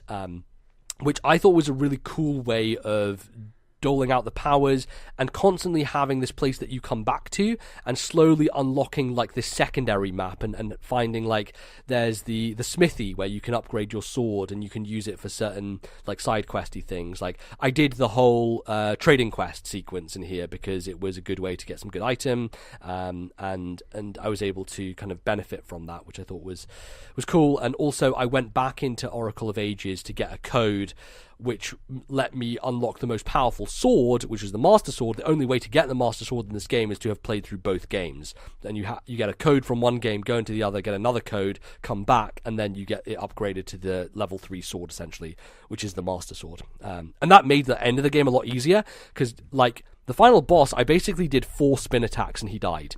Wow. It's overpowered. It's really fucking brutal. And you can make that even worse with some of the rings, because some of the rings are like... So will I be able to get that Master Sword easily then, because I've already done the code? Yeah, well, I think, like, because you have the ability to use the seeds and, like, warp around in seasons, you should be able to find... Like, just use a guide to find where you need to go to find the person. That's what I did, and, it's easy enough to get it. But I would recommend doing that because it makes the end of the game so much easier. Did you have to go between games again? Yeah, a little bit. Okay. Like, there's a character that you find in Seasons who will give you a code. You then go to the corresponding character in Ages to give them the code, and then they will give you another code that you go back to Seasons, and then there's a place in Seasons where you can just input codes, and you just go to that place, and the lady takes your code, and then you just get the sword, essentially. So it just gives it to you. But it's just it doesn't take too much time. It's pretty easy to just bounce between them. And yeah, I would recommend doing that because it makes sense. But yeah, I like that idea of you coming back to this place and changing things and then going back to the overworld and be like, okay, now I can use this power of spring, so now I can get past this area I couldn't get before. And there are more memorable locations generally. I really like the Sunken City. I don't know if you remember that place, which is like a city that is just all with water around it. Reminds me of like the city at the end of Pokemon Sapphire. I can't remember the name of it, but it's the one where it's like there's a big water area around. A lot of cities in Sapphire, Ruby and Sapphire are water based, obviously, but like Sunken City was really cool. A lot of that area is like using the animal companions. So I used Dimitri, who's like the Dodongo, who you can ride, and he actually can ride through water. He can ride up waterfalls. I think remember. Stuff like that is really neat. There are a lot of similarities in these two games, right? Like you have the consistency that is the animal companions. You have the consistency that is the seed system. The entire seed system is one of those that is not being used again, but is very versatile because you have like you can use these the slingshot to throw them. You can use them on the owl statues. They are used for fast travel. One of them is a replacement for the Pegasus boots. So these seeds kind of act in for different items throughout the Zelda series and are very versatile. But it kind of is like a 5-in-1 type of deal. Yeah. And sometimes it can be frustrating, right? Because there are certain bosses, and I think the weakness of these games is certain bosses where you don't know what to do because it doesn't follow the Zelda pattern of get the item in the dungeon, use it on the boss. A lot of bosses will be like, I don't know, figure it out. It might be some random thing. So like Twin Rover in particular at the end, I'm like slashing her, and it's not really like I've been doing this for ages. I have this super powerful sword. She's not dying. The trick is that when she reforms into her like double self, you have to use the mystery seed on her to do damage. And like, okay, that is niche. How would I fucking know? Like, there is no logic that tells me use the slingshot with the mystery seed to do damage while she is in this stunned form in the middle of doing her other stuff. It it is kind of nonsensical, and it's the part of Zelda game design that, yes, it's obvious in the other games, but I appreciate that it's obvious, because a lot of bosses in the Oracle games and Link's Awakening is just random trial and error. Does this thing work on this boss or not? Let's just go through my entire inventory and see, because you're just not going to figure it out. There's no logic to it. It doesn't make sense. So yeah, that kind of stuff is annoying, but when it comes to items, I think one of my favorite things about this game, which I didn't know, in Oracle of Ages, you have your traditional, very kind of, middle of the road, whatever Zelda items. The hookshot is there, and I'm like, okay, I'm going to get the hookshot at some point. This is going to be, standard Zelda, blah, blah, blah. And I see the icons, I see like the little statues with have the letter S written on them, and I'm like, okay, that's what I'm going to have to use the hookshot for. I'm going to grab onto that and get across this lava pit, etc. What I didn't realize is that this game introduces an item that I've never seen before, and that I thought, when it was used in Breath of the Wild, was very unique. The magnetic gloves, which I don't know if you remember them, but the magnetic gloves are fucking awesome, and I didn't realize that like this entire idea of magnesis had been used to some degree in a Zelda game before. Obviously, it's not the same thing, but it's such a unique idea that is used in multiple different ways. You can change the polarity of it so that you can pull yourself towards an object, or you can push yourself away from an object. There are also different enemies that you can use it on. There are these weird like coin-shaped enemies that change from color from red to blue, and you can pull them towards you or push them away from you depending on the polarity, and then basically they run away from you. So the only way to beat them is to use it to pull them towards you and then slash them. And you also use it in puzzles with like iron balls, so you can push and pull this like heavy ball through a wall essentially to drop it onto a switch. So it's used in multiple purposes. It's used for traversal to get across gaps. It's just a really interesting item that I didn't have any idea was in this game. And when I think about it, like Fujibayashi, who is the guy who worked at Flagship, who now is the main director for most Zelda games, directed Skyward Sword, directed Breath of the Wild, he came from the lineage of the Oracle games and stuff like that. And I have a feeling that like he thought that this magnetic idea would be a good thing to bring back for Breath of the Wild. And obviously the application, the physics of it is completely different. I thought magnesis was a brand new idea for Zelda. Little did I know, they've done it before, and they did it in this Oracle's game. That 2D style that I think it'd be nice to bring back in. I guess Link's Awakening, it won't be there because it's not the original Link's Awakening. But I don't know, future 2D Zelda, it's a good one to bring back. Yeah, it's such a cool item that I had no idea was in this game, and I was so happy that it wasn't the hookshot, because I like Zelda items. We know them, we love them. Hookshot is like a one-way magnet. Yeah, but like, God, can they get boring? Like, it's one of those things that you constantly want new things. It was one of the reasons I really like Twilight Princess so much, is because it is different, and it has shit like the ball and chain and the spinner that's like, I've never seen that item in a Zelda game before. I really appreciate that stuff, and the fact that this game, and that's part of the reason this game is so much more interesting to me than Ages is. It's not only less complicated and up its own arse, it just has more interesting design with the items and everything in it. So I think that stuff is fantastic. I really enjoyed it, and I went through and I did the full like final ending, beat Ganon, all that stuff. It's really good. I'm really buzzing to play Ages now. Yeah, well, that's kind of a bummer though, because I think that I've done it in the right order, because I don't think Ages is as good as Seasons is, for having played them both now. I think of all the three Zelda games, I would rank it, I would say Seasons, then probably Link's Awakening, then Ages. I would say Ages is the worst of what I've played, but yeah, I really love Seasons. I think it is a fantastic game and really, really good, and shows what you can do with the Game Boy Zelda and make it something that's unique and special. So you should say these are all on the 3DS eShop. They are. It's a great place to go for some classic Game Boy game. They periodically go on sale. I remember I picked up both of these games when they were on sale at the same time. I don't know how much longer Nintendo will continue to support 3DS sales with their major games, but yeah, you should check them out. And it's nice to tick another Zelda off my list. It just felt good to be back playing a traditional Zelda game again. There's nothing else like it, It's just a comfortable thing. So you're all ready for Link's Awakening? Yeah, I'm ready for Link's Awakening. Bring it on, son. I'm very excited about that, because I feel like that game with modern touches, like, I'm interested to see what they do with Eagle's Tower in this new game, like, and make it more approachable. I cannot wait for your reaction to that. Yeah, I'm excited. Let's see indeed. Great, fantastic, excellent. And the last thing that I want to talk about, last big thing, is Nintendo Labo VR, which we've basically gone 50-50 on, essentially. I got it sent to my house in Edinburgh, and I built it there, and I messed around with it there. You're going to go to my house at some point, pick it up, and you can check it out as well. And then I think you're going to go and get the elephant set and the bird set or whatever as well, to get a bit of the building aspect of Labo. Yeah. I did tell you I have left something in there, which is like this little thing that you can build, which I never used, which I don't know what it's used for, but that's a part of the set as well.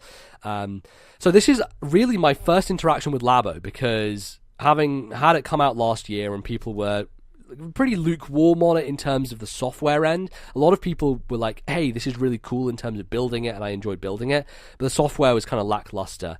And I think for me, I would say that I tend to agree generally with Labo VR that the software end, neat, cool. For me, very cool, because like it's my first at-home VR thing that I've been able to do, but it is very short and it is very shallow, and it won't last you a long time. The quality is high, I think, on Labo VR in terms of the software, but there's not enough there, right? Just overall in terms of keeping you coming back to it. So that's why I was okay with being like, I'll just build it, I'll have fun with it for this week that I'm in Edinburgh, and then I'm not really too bothered that you just keep it at your house and you just use it, because like, you know, I'm not going to go back to it that often. You're not going to Dan Reichert it and just destroy everything that you've built. Like, fuck, I don't want to throw that shit in the trash. And like, there's not much space in my house, and you don't have much space either, obviously. But like, you do have a bit more that you can like put it away in a place, like in your garage or something afterwards. So, Labo, the building of Labo, I think is fantastic.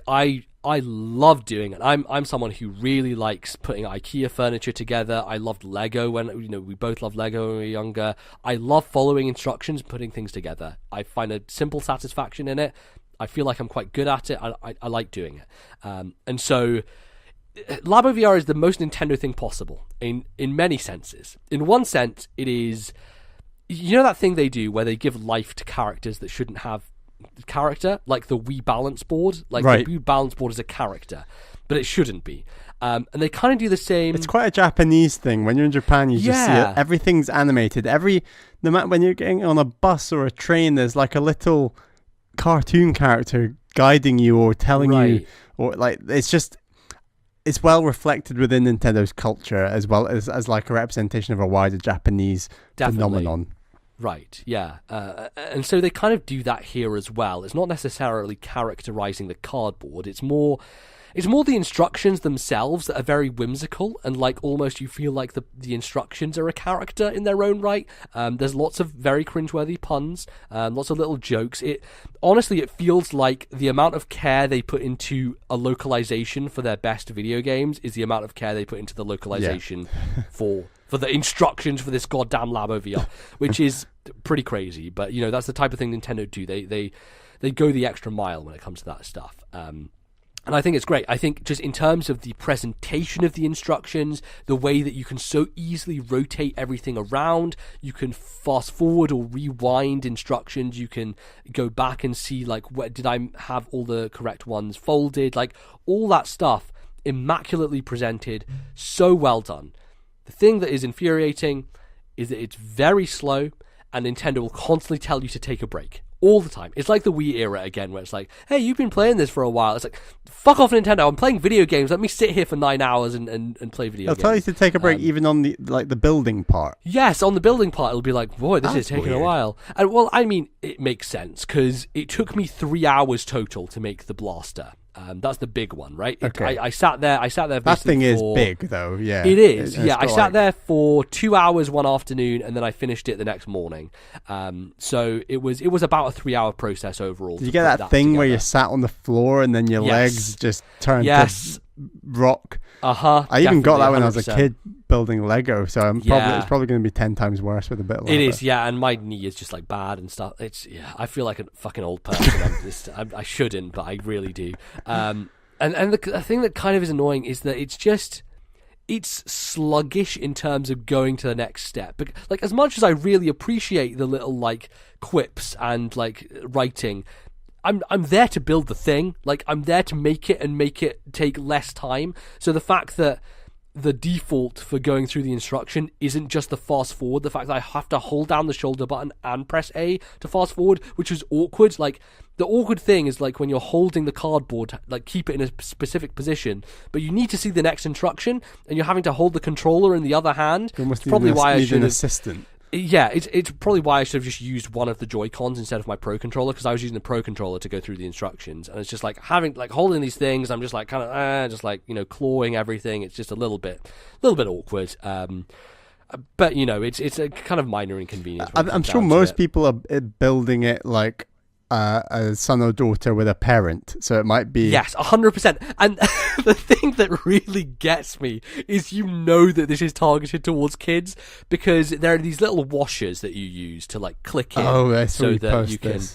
so that you can keep things in place. So like for the goggles, like lifting, there's a safety thing. So when you get it, Bally, that in the box it has a little red thing that you have to put over the where the switch is docked into the VR, because otherwise the switch will like slip out the side. So it's like a safety thing that you have to put onto it to keep it locked down.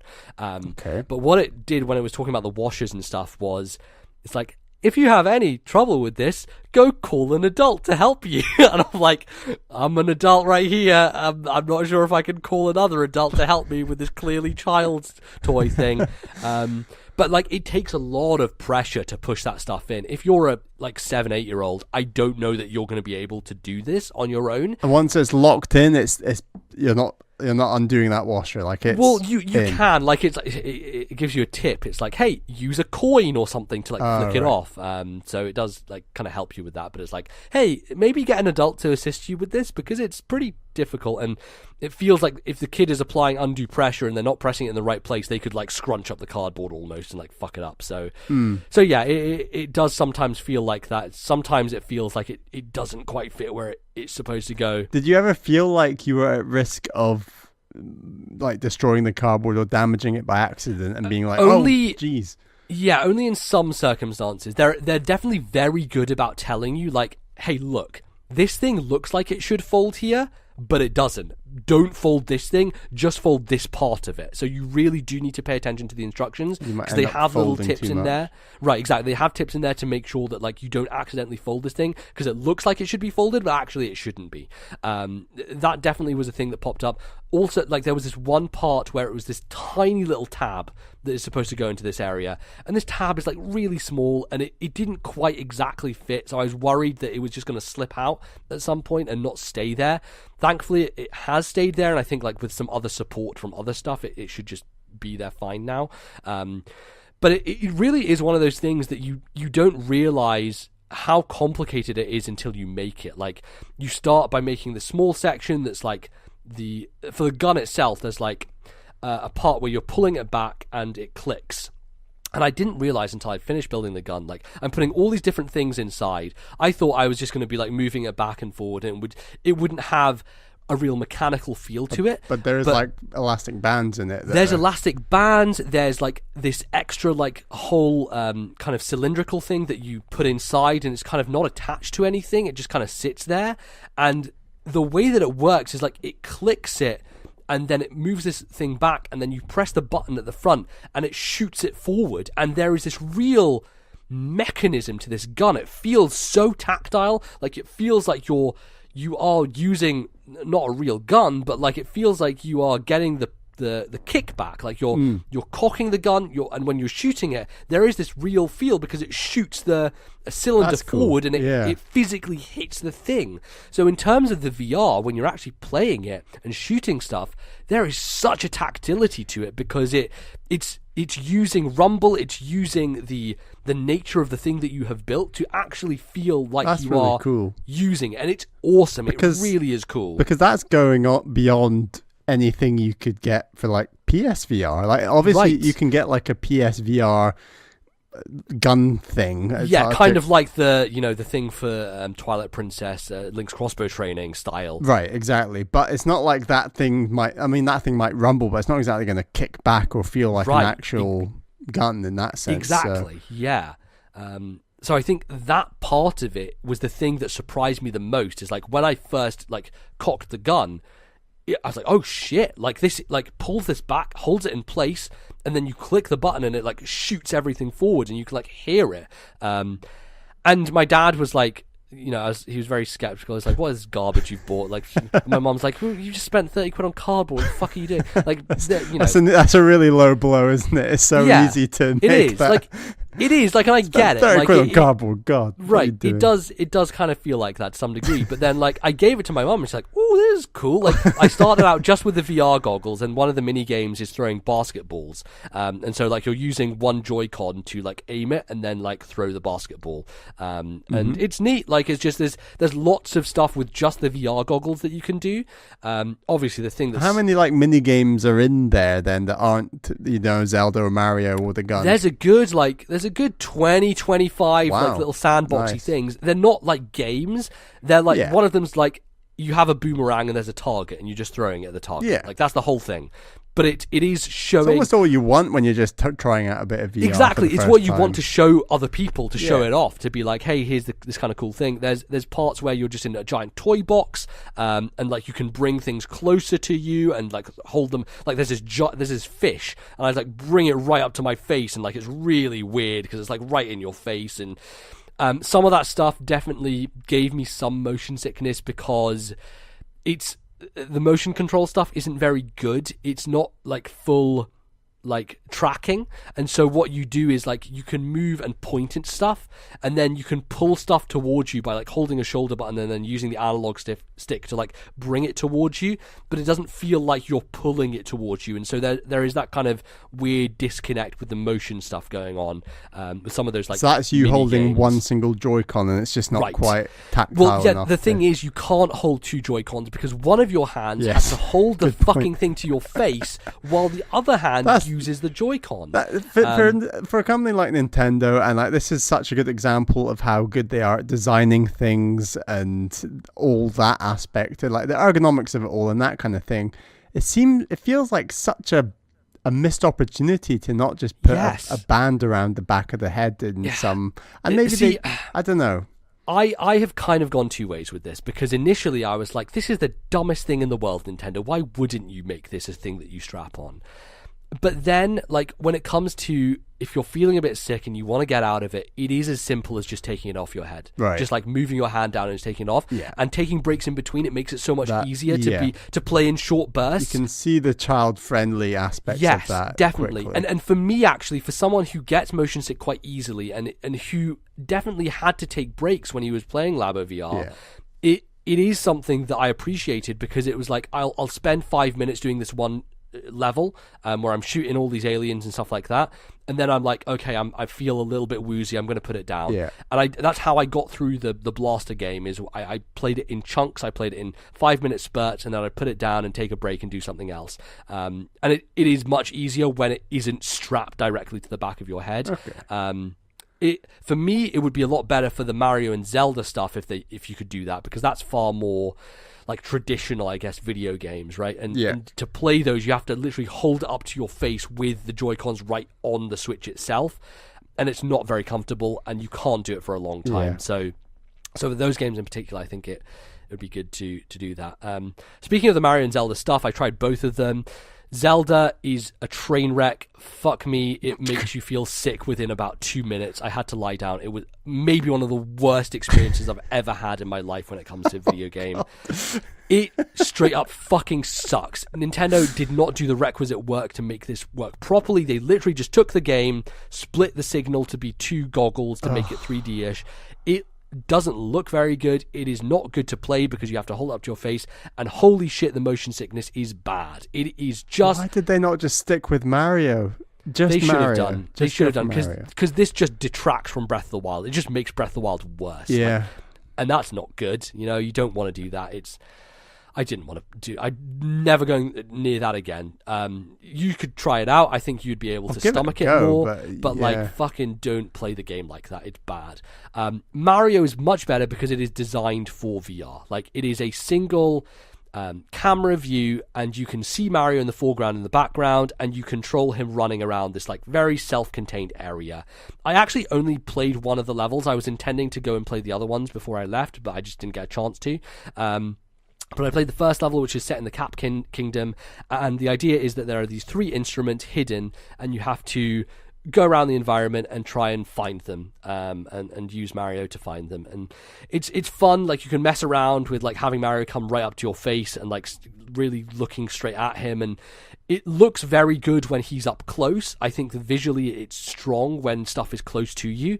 When it gets into the background, it gets very blurry, like really almost to the point where you can't really see what you're doing or where Mario is going blurry, which is rough. And that's just because the power of the Switches isn't good enough to handle VR at a solid enough frame rate. It sounds like they just made that world too big for what the technology could handle. They could have just stuck with a smaller world. Maybe, yeah. And I mean, it's not large. It's like, if you remember the Cap Kingdom, it's like after the bridge, like it's that small area where the lamps. Oh, so it is actually the Cap Kingdom as we know it. Like, it's yes, not, but it's the camera is just focused in one area of it. It's Okay. in that area after the bridge where you're kind of in that central area where there's some little buildings. Like there's the buildings, there's the flagpole that you can go up to the yeah. top.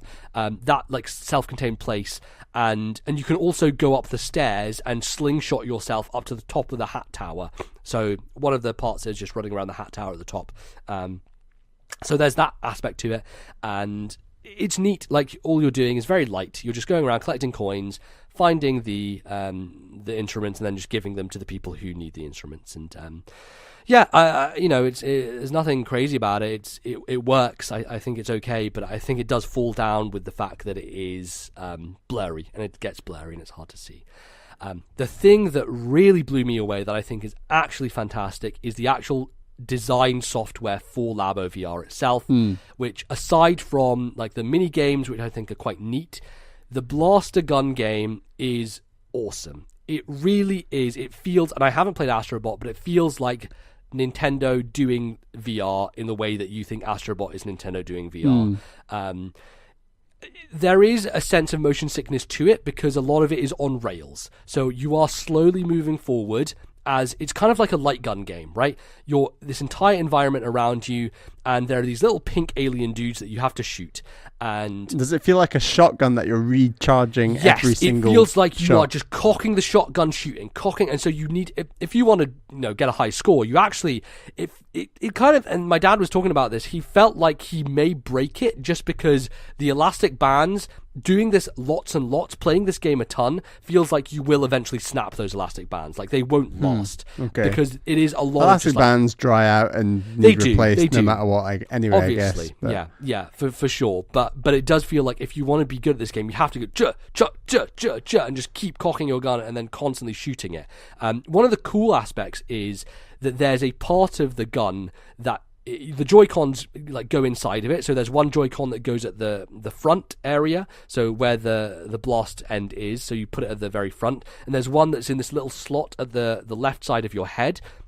And what you can do is you can flick it down, and that stops time. So it freezes time for a period, and during that you can just shoot as many shots as you want, and then as soon as you unfreeze time, all the shots will just shoot out in the directions that they were going in. So it kind of like has this neat kind of freezing thing that you can use as you go along. And the environments are not super varied. You know, you're in a city, and then you're like underground, and then you're like on top of the city, and you can really see below into the... What's the total play time of this game? Like, it's probably about 40 minutes or so altogether. That's cool. if you add it up. But there is incentive to go back and replay the levels to find like high scores or find things that you hadn't seen before. There's a lot of stuff to that. For me, the stuff that was the most impressive was there are 3 boss fights. I think 2 of them are very good and really hit at the scale that Labo VR is able to measure. The third one is it's more kind of, it's not as impressive, but it's still neat, it's still cool. But they are really bringing to the forefront that idea of scale, right? And seeing something that is so large that can be so close to you, and it plays really well. Like, I just think the mechanics of it, the responsiveness, the way that it moves, like it feels like the tracking is really good when you're aiming your head around and being able to see everything. It's just a very well polished, really well thought out, simple, not like groundbreaking VR experience. And yes, because it is on rails and you are moving forward, that's kind of the reason I had to take breaks in between, is because when you have motion and you're not moving, that's one of those things for VR for me that makes me feel a little bit woozy. But it is quite slow, so it's not fast movement forward, so you can get used to it to some degree. So with the gun, because you need to hold the gun as well as your, the screen to your face, the gun is attached to your screen. You are aiming where you are looking, is that right?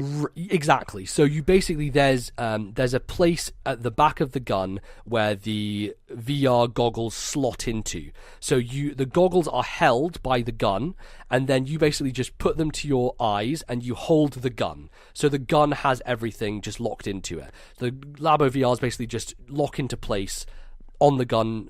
So you don't get the joy of like holding up an independent gun that is shooting a bullet, and you're basically looking at it while you're holding the gun. So you basically don't have to aim down sights at all, which I find myself doing with a game like Super Hot VR, where you're essentially lifting a pistol, looking down sights, and then firing, because you're always looking down the sight. Yeah, you are. You're constantly looking down the sights. Well, it's not really looking down the sights. Like you can see the gun attachment. You are a robot. Essentially, if you look down at your body, you're just like on rails kind of robot thing. Okay. And the blaster that you have, it's really cool. Like there's lots of little touches, because every time you cock the gun, it will show it on the visual of the actual thing in game. Oh, and then that's when you cool. shoot it, you see it as well. So like it's moving in real time when you're cocking it. It is moving in real time. So you do get some joy of that kind of, this is me in a virtual world. That's 100%. Really cool. 100%, and I think it's such an impressive version of VR, because it is limited hardware. It is like very cheap comparative to other stuff on the market, but it really gives you that sense. It's way more impressive than anything I've done with like other like Google Cardboard stuff with my phone, just like sticking it to the front of it, which I've done in the past. I've tried some of it. It's neat as an idea, but it's not actually impressive, and it's not a good piece of software. This is a really well built piece of software with some actual fun mechanics that is replayable, and that really gives you a quick shot in the arm of like, here's some family friendly VR that I can give to my dad and my mum, and they both instantly understand how it's played. What did they think? What's their review? They were like, oh, it's really cool. Like my dad was really impressed by it. He was like, oh, this is pretty cool. Like he was moving around. Obviously he didn't do it for a long time. He maybe played it for like a minute or two and then like gave it back to me.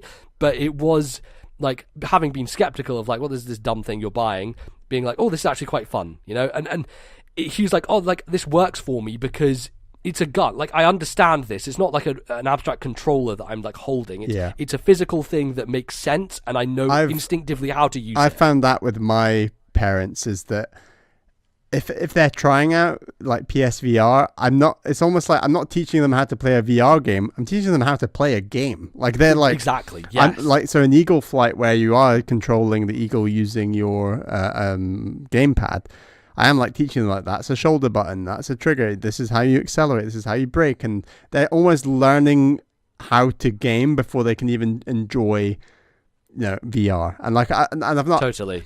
That's why they obviously enjoyed a game like Beat Saber more, because it was more like, oh, this is what you do. Okay, great, here we go. Because the action you're doing is just directly mapped to what is happening in the game. Exactly. But yeah, does this leave you feeling like, hey, Nintendo can do some really cool stuff in VR. I wish they pursue it in the future? I mean, like, I've never really had much doubt that they can create amazing software, because that's their bread and butter. It's just about whether they want to pursue this, Exactly. I definitely think they have the chops for it. I think that from what I've seen here, it's not really that different from other VR experiences in terms of the idea. Like, it's an on-rail shooter. But I think the tactility with it, which it's pulled off with Labo VR, and just how much fun it is, and how bright and colourful it is, and it really is cartoony and really fun, and it's not really an interesting world. It does to some degree have that sterility of like, the Mii Plaza, the Mii like Woohoo Island almost element in terms of the environments. But the aliens are neat. Like I think they have cool designs, and I think that just as an idea, as a kernel of something they can build on, it's definitely impressive, and it's something that I can. Nintendo headset in the next 5 years. I feel like they will once we get to the point where consumer grade VR is much more approachable in terms of price point. That's the thing Reggie always said, is like, hey, look, we approach technology when it is mass market, when we can kind of sell it and when it is available. I think that's when they will. It's getting there. I think that's when they'll strike. I think PSVR is on something like 5 million units or something. Which is. But I mean, honestly, for me, I think Nintendo would want to have something that is not necessarily directly, like it should be tied to their hardware, but more in the sense of an Oculus Quest where you don't have wires tying you down. Or they'll do their own take in the same way they've already just done their own take where they've tied it in with Labo. Exactly. That's the cool thing about Labo VR is you can just take it with you to the park and fucking play it in the park. Like you can do that, and obviously it fucking murders the battery of the Switch. Holy shit, does it murder the battery? But they'll get there with revisions. But hey, if you're only making a 40-minute game, then it's fine. So what I'm going to say is, as a first experience of building Labo, love it. As a first experience of like at-home VR, way better than I thought it would be. That's cool. And again, like to some degree, it puts me off VR a little bit because I can see now with some of the stuff in here that I am pretty susceptible to motion sickness when it's not the correct type of VR for me. Come try Beat Saber, then make a decision. Well, but and that's the thing. It depends on the software. It is always going to be software dependent for me. But even then, I do feel like there's this inherent like wooziness that comes along with VR. You can't. I see what you're talking about when you're talking about playing Astro Bot in like small bursts, because you can't stay in that space for that long, because it's kind of a drain on your eyes and your whole sense of everything. Yeah.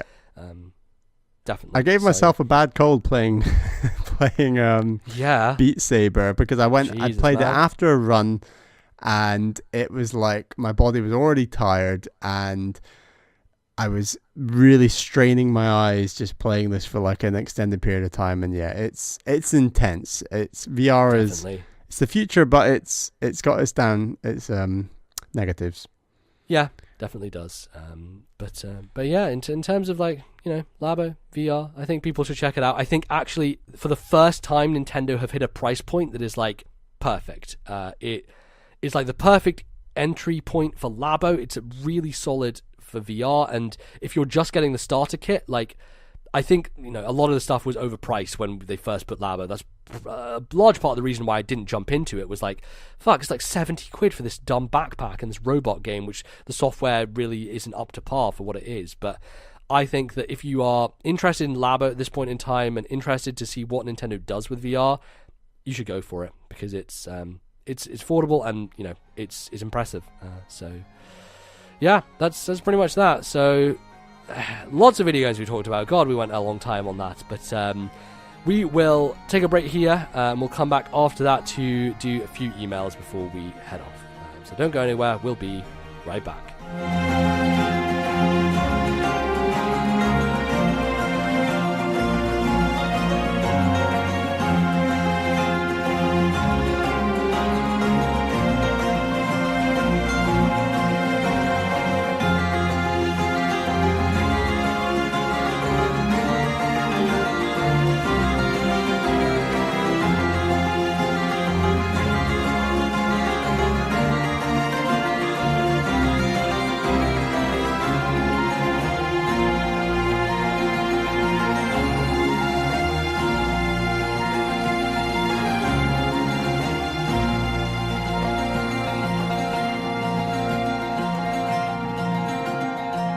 Welcome back to the show, everyone. It is the second segment of our slightly, I would say, shorter show, but the first segment we did talk an awful lot, so I'm going to say we kind of kill that though. Second segment of a longer show, sure. In fact. So It is time for your emails. We've had a few sent through, which is very kind of you, but we always need more, so please send them to ThisNintendoLife@gmail.com. That is ThisNintendoLife@gmail.com, or post in our Discord server. Always a discussion going on there. We've got an emails thread over there, so definitely worth checking that out as well. For sure. our first email is from Kamikaze Worm, who's from the internet. Hey guys, love the show. I love the Switch, but at the moment I'm struggling to find a game to get my teeth into. None of the indie games have pulled me in a big way. I find myself going back to ports that I've enjoyed elsewhere, like Diablo 3, Resident Evil, because I can't find anything better to give a chance to. Feel like I'm missing out on titles I've never explored. I like my games to pull me in with big storylines, especially an RPG game. I am a big Zelda fan and always lean to the first-party big games from Nintendo. Sadly, with no new Zelda game looking likely to the end of the year, is there anything you guys would recommend? I want to give indie titles a chance, but just don't know where to start. Keep up the good work. Kamikaze Worm. Okay, very cool.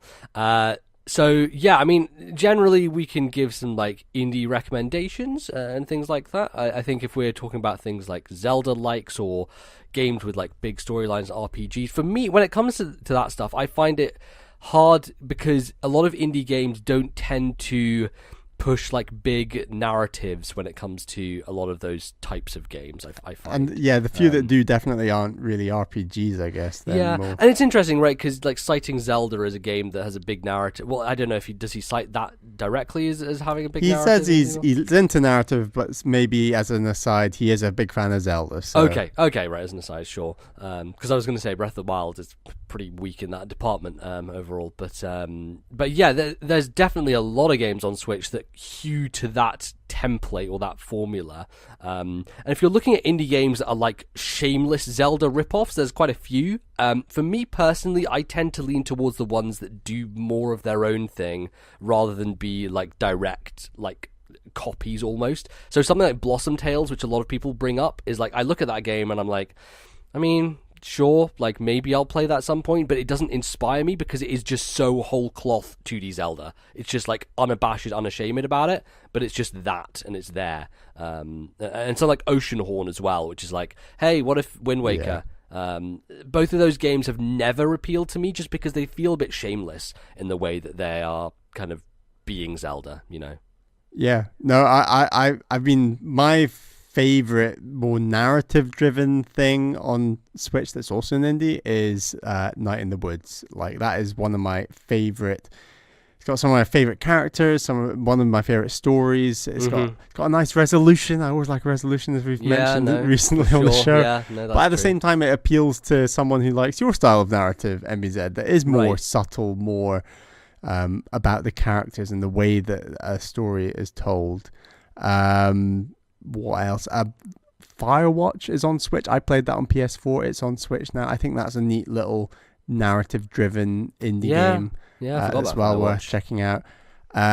Always on sale for something very cheap is Oxenfree, which is another cool little narrative-driven game.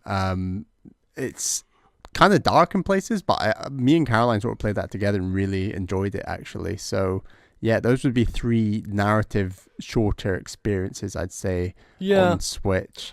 I'm not sure if that's necessarily what he's looking for in terms of, like, he says he likes big storylines to pull him in. I think the distinctive thing about all of those games is they're very small storylines, right? Yeah. Like, they're very kind of not like more like localized, like they aren't sweeping, epic, grand, like fantasy things. No. They're just like stories that are more, I don't know, grounded. Yeah, I'd actually say something that's got a bit of a Zelda-ish story, although the gameplay is very different to Zelda, but that fantasy setting and very dark is something like Hollow Knight, actually. Like, it's the way that world is but for me, like, Hollow Knight isn't really a narrative game. It's like, no, it's not, but I mean, neither's a lot of Zelda games, but I see what you're saying. Yeah. No, that's true.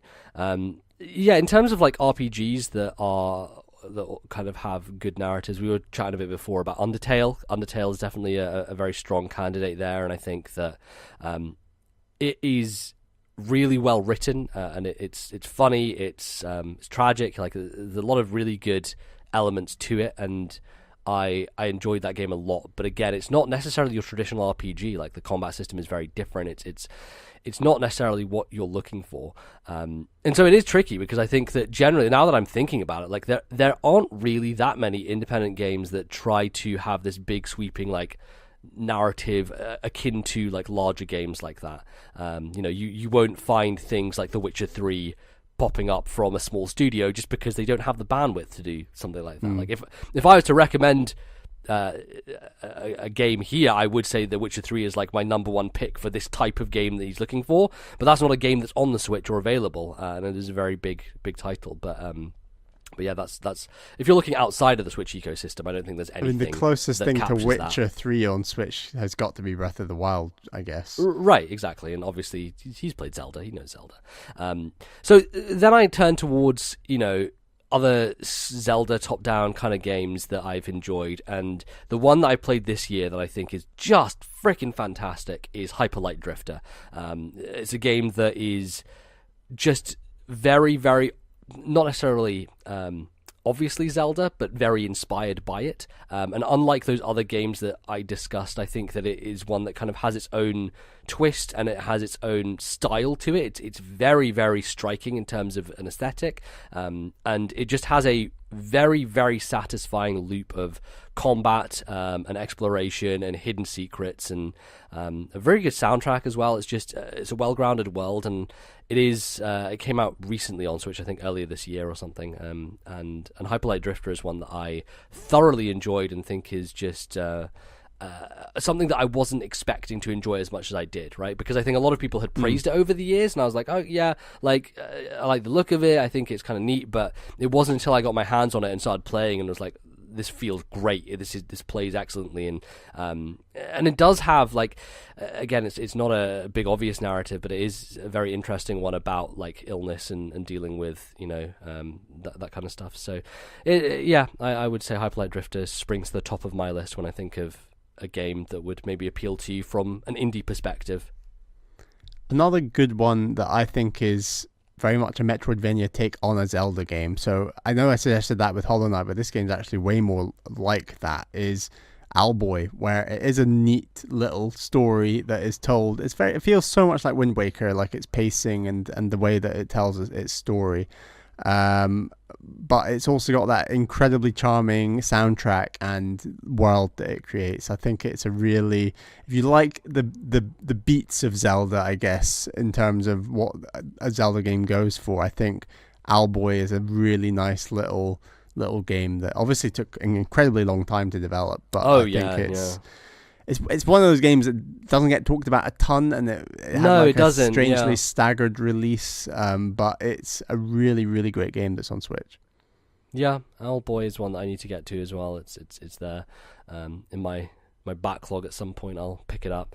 The other kind of games that came to mind for me were Supergiant's games. So Bastion and Transistor are both on Switch now, and I've not played Transistor. I have played some of Bastion, but if you're looking for something that is a bit more actiony, that also has very interesting narrative delivery, then Bastion is definitely a game that you should check out, because Bastion it's very much like combat focused, but every level that you go through is being narrated directly by this like omniscient voice, and the way that he discusses everything is all contextual. So like if you do a certain action, like with your weapons and stuff, he'll comment directly on it, like what you were doing, like where you were going, things like that. And it's this weird kind of trick that they pull that is, depending on your actions, the narrative kind of shifts to some degree.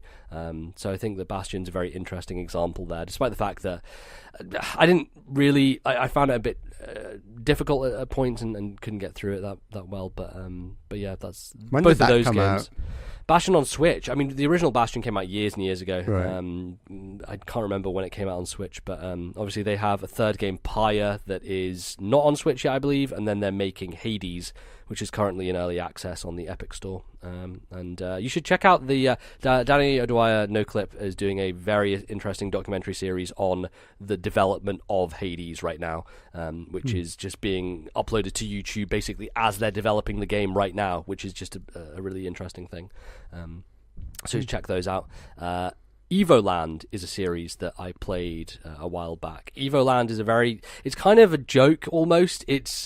it's like this one note thing where it's about RPGs evolving, and as you play the game evolves with it. So you start off with like tiny pixel people, and eventually you're going into like Final Fantasy VII polygonal stuff and kind of going crazy. So that's just an interesting, weird game, and the sequel is also on Switch as well, so check those out if you're interested in some more RPGs. And then another one which we actually were chatting about a second ago is Child of Light, which is 2D RPG from Ubisoft in the Ubi Art engine. Looks gorgeous. I've not played it yet myself, but it has I remember it being talked about as having a kind of poetic quality to it, because a lot of the story is told through rhyme. And I know some people were very annoyed by it. I remember Alex Navarro and Patrick Klepek talking about how it frustrated them a lot, but I think if you want something that is more directly narrative driven with kind of like a story that is told to you, then Child of Light would be a cool one to check out too. So there's a lot of stuff out there with a lot of variety in terms of independent games.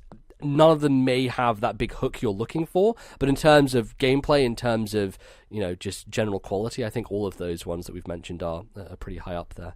And hey, if you're looking for something bigger, Dragon Quest XI-S is coming out on Switch this summer or something.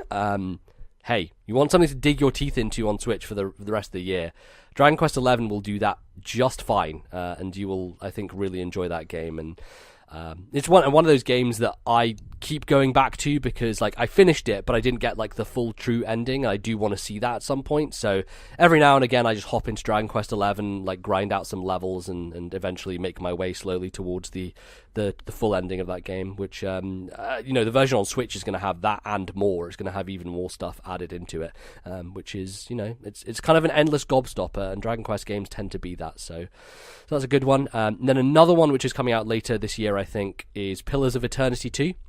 And Pillars of Eternity is kind of classic CRPG series, the first game of which I'm intending to play at some point soon, but games like that, like Divinity Original Sin, stuff like that is starting to make its way onto Switch, kind of isometric top-down games, not in the vein of Diablo, because Diablo is isometric top-down, but it's more action-based. Pillars of Eternity 2 is straight up an RPG, and it is going to be coming out later this year, and I think it's probably going to do quite well on Switch, so yeah, you could check that out. So those are some future ones to look out for, to future-proof yourself if you're looking for some other RPG-ish games.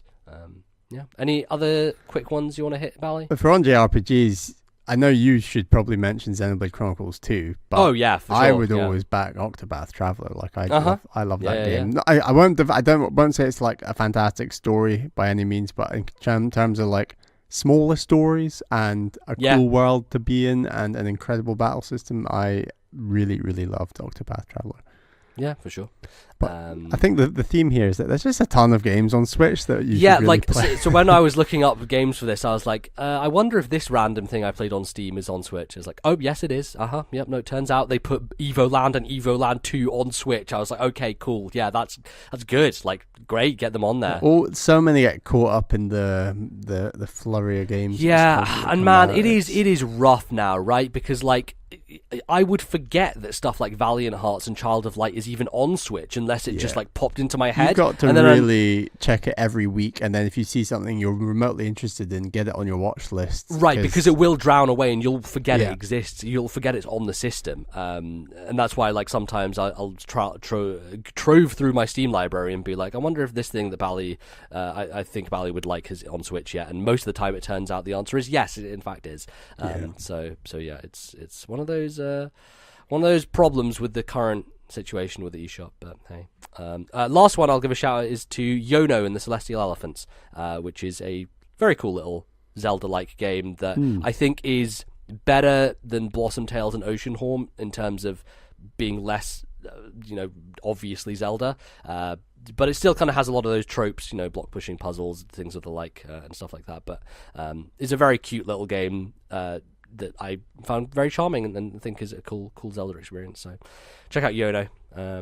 Yeah, that's pretty much that, I think, for those for the moment. Yeah, thanks for your question, Kamikaze Worm. Our next question is from Discord, from Jackpot. If all the characters in Super Smash Bros. Ultimate were to legitimately fight to the death, who would win? I like this question. I like this question. This is a very stupid question. There's nothing stupid about it. Well, that you really have to think about like in a different way, right? Because like everyone at school. I've got a theory. Everyone at school asked the question of like who would win in a fight between like Gandalf and fucking Magneto or some stupid shit, like Ian McKellen versus himself, like who would win in a fight and stuff like that. And everyone like has the eternal question of like, would Superman beat Goku? Like who would win in a fight? Clearly, obviously Goku would win. Everyone knows that. But there are these like matchups that you do where it's like, obviously in Smash Brothers they balance the game so that each character can fight well against each other. But in reality, we all know that in a race like Mario and Sonic at the Olympic Games, it is absurd if Mario is to beat Sonic, but yet that can happen in Mario and Sonic at the Olympic Games. So is there any front runners that you would pick out of the roster? I think you have to pick out the ones with like the almost godlike powers and the ones who could be defined as gods. So I'm talking. Right, that's true. I didn't think about that. The two top ones I'm feeling. Yeah. Mewtwo. Yes. And Palutena. Yeah, Palutena and Mewtwo are actually good picks. Having watched Detective Pikachu recently, Mewtwo definitely shows godlike abilities in that movie. So and yes. Maybe like Zelda's got some godlike magic as well, but maybe not quite to the extent of someone like Palutena. And she can get captured by Ganondorf or Ganon, so right. Maybe she's not all that. And yeah. Yeah, I think when it comes down to it, if we're just going off of that in terms of power level, then I think, yes, Palutena just wins because she's literally a fucking god.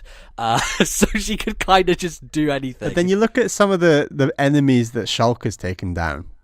That's true. Shulk has killed a god. That is very true. Right. He did have the help of his friends, though. We have to remember that Dunban and Ryan and Ricky, bless Ricky, were all there to help him along, and he couldn't do it without them. So, there is the power of friendship going on there. So I think standalone, Shulk has a pretty helpful thing, though, right? Because he can see the future. So he can get ahead of some of these things, right? He can look and see and be like, oh, actually, Palutena, if she's going to do this thing, I can get ahead of it, right? If I think my way around it. So Shulk does have a bit of an upper hand there. If you're going for like pure power and just they've got barely any tricks up their sleeves, this is all about raw strength. Yes. You can't rule out like Ridley. Like Ridley's just but the thing with me for Ridley, right, is that Ridley is slow.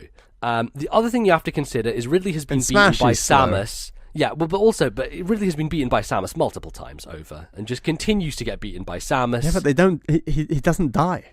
No, but back in every game.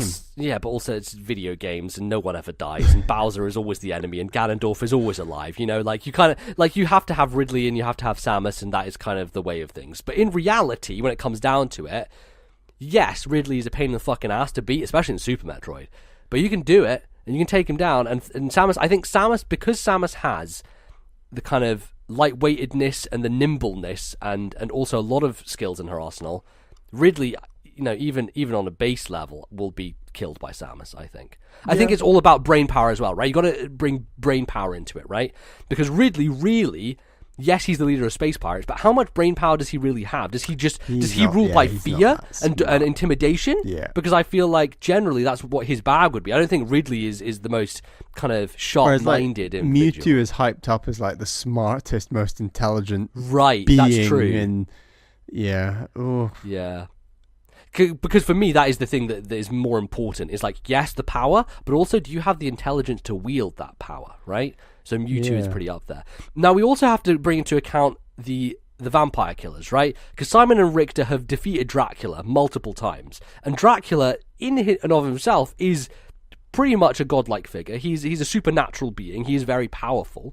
But then you also have to consider, like, the means by which you kill Dracula are very specific, right? I feel like, yes, they can kill Dracula, but he's a very specific person that they're trained. Like, they have holy water, and they have, like, boomerangs and axes specifically for Dracula. That, those types of things wouldn't really work against, like, a god like Palutena, right? Because she could just, like, snap her fingers and they'd be done. Yes. So that would be a thing. Yeah, I'm looking at this roster and I'm trying to think, is there anyone else who really challenges Palutena? Sonic can run pretty fast. he can run, right? But as we've seen in the opening of Smash Ultimate, running fast doesn't save you from from being evaporated. To be fair, Palutena was evaporated as well, so she couldn't handle the power of whatever the hell was in Smash Brothers. But again, this is within the logic of the Smash Brothers universe, where she isn't like necessarily a god. If we're talking about Palutena from like Kid Icarus Uprising, absolutely she has all that power. And she's able to wield it. What about now, Lucario? Lucario. Why would you say Lucario? What's special about Lucario? Because when his aura's fully charged and he's one of the most powerful. He's like a semi-legendary Pokemon. He's like one of the most powerful. Is like but he is one of those like, he's kind of a semi-legendary Pokemon just because they wanted him to be, you know? He's kind just of for like the films. Right, well he's just kind of, you know, like there's that one Pokemon every generation that's kind of like the Mewtwo stand-in almost. Like there was Zoroark in Gen 5, Lucario was Gen 4, and then like I can't remember what Gen 6 was, probably something dumb. But there's always a Pokemon that is kind of that Mewtwo stand-in. Lucario kind of just fits that. And if we're talking raw power, Mewtwo just fucking let's talk about base stats, right? Let's get fucking nerdy here. Mewtwo's base stats crush Lucario's base stats. So like on a Pokemon level, if we're talking about Pokemon and like, but you could add up the base stats of Charizard, Ivysaur, and Squirtle, and that would probably beat Mewtwo. Not really, right? Because like Squirtle's base stats are piss. Like that's negligible. Ivysaur, I guess, wouldn't be that great. And Charizard is dependent upon his X and Y variant, right? Because he can. But here's the other thing: Mewtwo also has X and Y variants, right? Mewtwo can Mega Evolve, and that makes Mewtwo even more powerful. So fucking hell yeah, Mewtwo is gonna be a contender. The one that I was thinking about a little bit and has potential is Bayonetta, right? Because Bayonetta is able to call upon demons and angels and things like that, right? I can't remember. I think like Madame Butterfly or whatever. I don't remember what her name is, but like the god who basically fights with Bayonetta, that she uses her hair power and like the giant foot comes out and the giant hand. Yeah. Also, Bayonetta is a character who has... You've not played Bayonetta 2, but fuck me, the end of that game, the things that she fights and defeats, they're on a pretty fucking epic scale. So I would say if there was anyone to challenge the crown of Palutena, it would probably be Bayonetta. And Bayonetta has a good backing behind her in terms of like the cosmic scale. It's feeling pretty tight between Palutena, Mewtwo, and Bayonetta then. Yeah, potentially. Like, I think Palutena and Mewtwo just have the raw power. I think Mewtwo has the intellect, right? So that makes him stronger. Like, Mewtwo could snare a trap for all of them pretty easily. But Bayonetta just has that kind of, like, similar to Shulk. I think, like, Shulk and Bayonetta are the two, like, characters here who can, like, challenge a god, potentially. All the Fire Emblem characters, they've all had experience with dragons, right? Like, they can take on dragons pretty well. But, like, how do you rank a dragon versus a god? I feel like gods do we know the Mr. Game & Watch can't also take on a dragon? Well, this is true, but where is the inherent power behind Mr. Game & Watch, right? Like, what? But his power is hidden because of the games he's been in. He's not had the opportunity to show his full potential. He doesn't have, like, he has the shackles of his old games that he's not had to face anything that's too... Exactly. Here's the problem, though, right? Because Mr. Game & Watch, he's not had to face anything too threatening. So has he ever had to really train for it, you know? Has he just has he kind of been handed a silver plate, you know? Is he kind of like a rich kid who's just like... always been in charge, and then, you know, never had to deal with anything difficult in his life. He's had his own system. He's so powerful. Exactly. Yeah, he's the only character here who's had a console named after him. So, you know, Mr. Game & Watch on some level transcends even being a character. I don't know. There was a Pikachu Game Boy, so I mean, that's true. I did own the gold and silver Pikachu Pichu thing, which was fun. Joker is an interesting one. Like, Personas are pretty powerful. If, like, spoilers for Persona 5, even though it's not really spoilers, because every Persona game ends in them fighting some sort of fucking god. But, like, at the end of Persona 5, a pretty fucking cool thing happens that I'm not going to spoil because people will want to see it. But it's pretty fucking cool. And so I think Joker is a contender there in terms of he has also fought a god. The other thing is I think Joker and Shulk we put on equal standing because they fight with their friends, right? Like it's anime bullshit. Yeah, but they rely on their friends. Like Joker by themselves here. Right, exactly. He can't call on Makoto. He can't call on Ryuji. You know, like they're not there. If it's just Joker on his own, can he do it? I don't know. That's the thing. So who are we saying in the three-way fight between our top three, Mewtwo, Palutena, and Bayonetta? It's a hard one. We should put it to a vote, maybe. I've seen the first Pokemon film. Mewtwo's power is just... It is up there. Oh.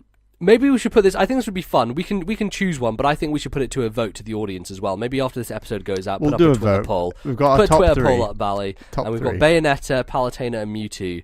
And we've got to choose who would be the winner, truly. We'll put it out power. a week from the podcast releasing, so people have a chance to listen to this You can question. just put it. Well, you can just put it up regardless. Okay. There'll be people who just don't listen anyway. So people will vote and whatever. But yeah, it's tricky, right? Because like if we're talking like realistically here in this very unrealistic situation with made up characters, like gods kind of have a leg up. You know, it's kind of hard to cheat that. You know, I don't know, man. Like Jigglypuff is pretty powerful in terms of like Jigglypuff can just put things to sleep.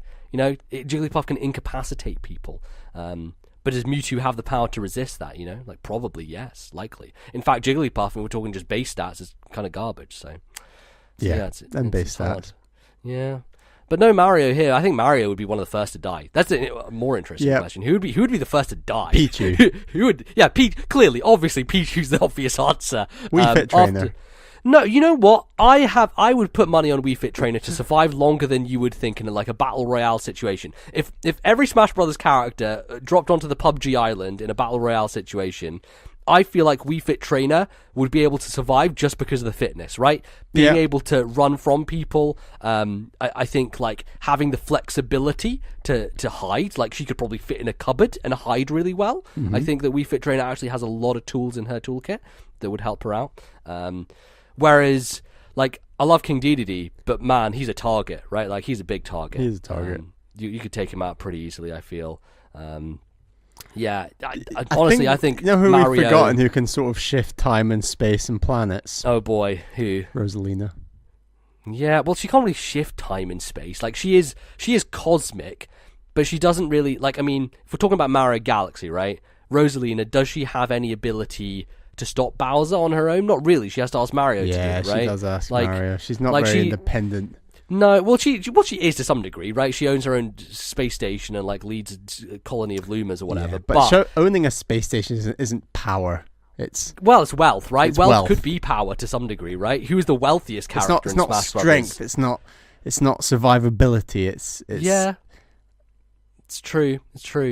I'm trying to think who would be the wealthiest Smash Brothers character. Who has amassed the most riches? I mean, the royalty, right? So Chrom and Roy royalty. and all the Fire Emblem people probably have a lot of money that they could throw around, but then they're limited by the technology of their era. Whereas someone like Solid Snake, he's got Otacon like to help him. Like if Snake calls on a Metal Gear, then he could do some pretty hefty work to someone like Bayonetta. I still think Bayonetta would win. But I think Snake's struggling.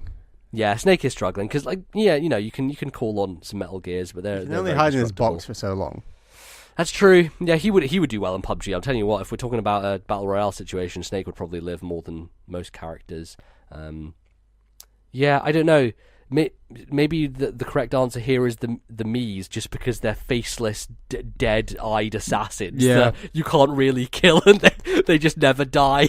There's always more of them. They're this endless army of just hopeless despair. We thought about Cloud.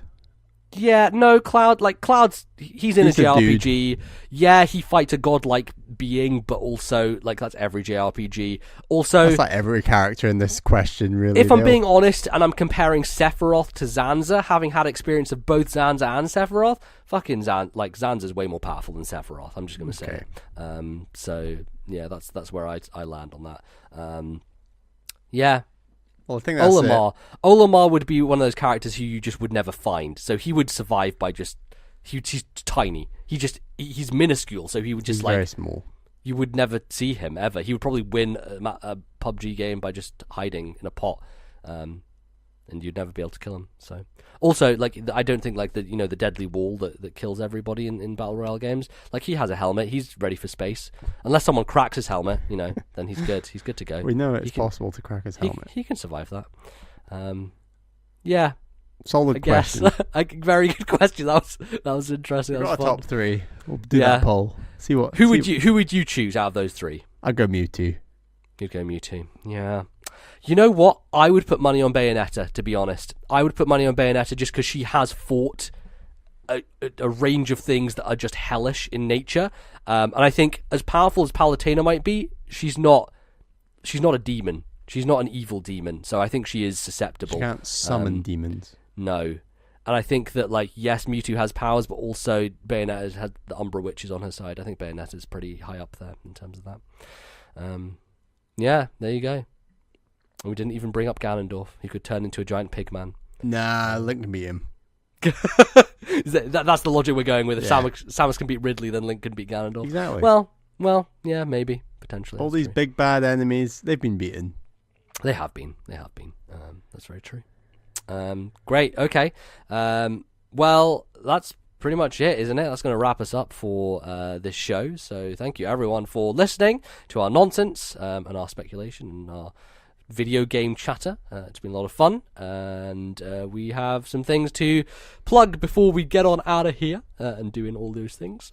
So we have obviously our Patreon, which people can check out, patreon.com/ThisNintendoLife, if you'd like to support us and get access to some bonus episodes. We are going to be doing another bonus episode next week, which is going to come out. It's going to be a little later than usual, just because the focus of our next bonus episode is going to be Game of Thrones, because Game of Thrones will have finished by the time that happens, and it's going to come out a few days later than normal, so we have a chance to watch it, sort of soak it in, have some thoughts, and talk about the finale of Game of Thrones, which is basically 2 weeks from now. So that's going to be our TNL takes. Yep. So we're going to talk about all of Game of Thrones, spoil everything. So yes, we'll put that out as our bonus episode for next month, and then we will do something else the month after that. I guess we'll have to. Yeah. It's going to be around E3 time, so we're thinking about E3. Something, E3 related potentially, but we'll see. So and you can download all the episodes of TNL Takes and Ranks for $5. You can get all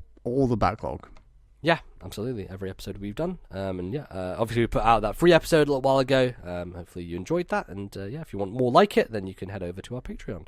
Of course, we'd like to thank some people from our Patreon, Bally. Yes, we would like to say a huge thank you to Daniel V, who has decided to drop his sponsorship level. He's gone down to the $5 tier, but we just wanted to say he's been on that level of sponsorship tier for quite a few months now, and we just wanted to say an absolutely huge thank you to Daniel for his support. Absolutely.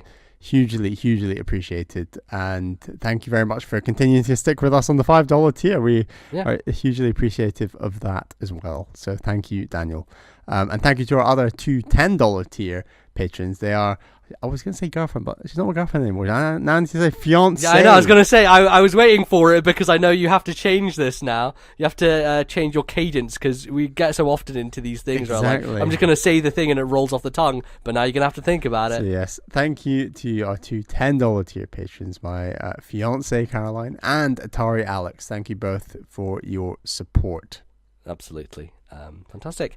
You can find us in lots of different places around the internet, of course. You can go to the Twitters, twitter.com/TNL podcast. We are at TNL podcast. You can find us there with updates on everything. You can get links to our Discord, our YouTube, all of that nonsense. And you can also find me tweeting about various nonsense on the internet at LordNBZ. What about yourself, Bally?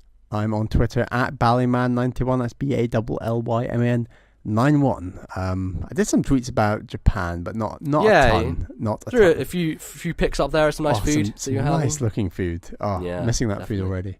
I know, that's tragic. They just need to make Japanese diet the diet of the entire Tell world. Tell you what, do it yourself okonomiyaki at these restaurants you can go to in Japan is fantastic. Like, it look damn good, man. Because good. Okonomiyaki is normally served quite thick, and often the middle of an okonomiyaki can be a little bit squidgy because it's a bit like it's like an omelette, like it's made with eggs. So the middle can sometimes be a bit soft. But what I do is you maximize surface area, so I make it really wide and flatten it further, so it's more crispy, and then you have a larger area to put on all the sauces. So I think it tastes even better homemade. Yeah, for sure. That's good. That's very, very good. Great. And yeah, you can find all the stuff over there if you want to check us out. We are available on various places. We're on Spotify, we're on Stitcher, we're on iTunes, of course. You can review us there on iTunes. Love to get some more iTunes reviews rolling, so if you have the ability to, that would be good. I heard some podcast mention, and there's a UK podcast, talk about Google Podcasts. And Okay. I don't know what planet they're on, because I was pretty sure it didn't exist here. So I need to... They might be using some sly VPN nonsense to get themselves. I don't know about that. I don't know. I'll try and figure that shit out. It's it's a pain in the ass. Like, come on, Google, you're a worldwide company. Get it sorted. They're busy with their games. They are. Oh yeah, very busy with the whole nonsense going on there.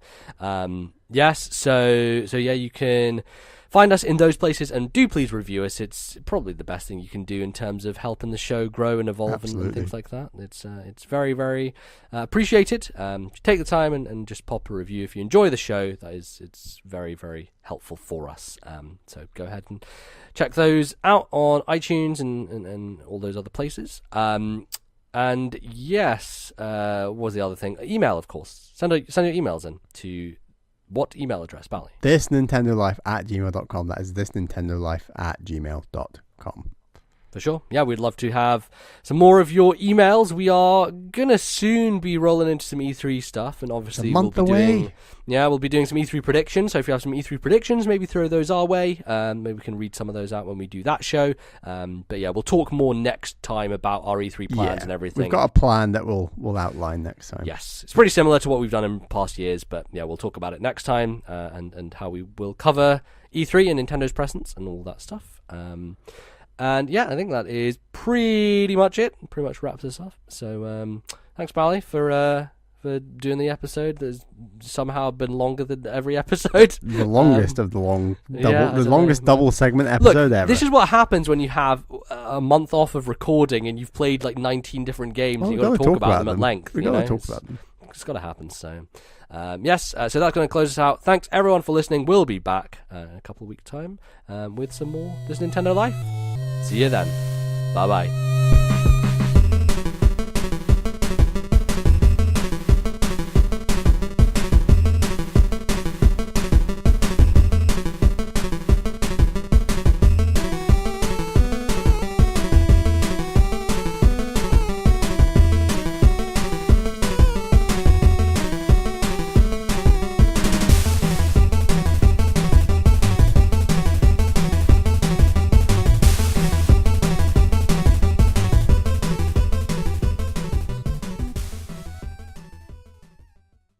The musical interlude used on today's show was Dusk Falls from Fire Emblem Fates Conquest. Copyright Nintendo 2016.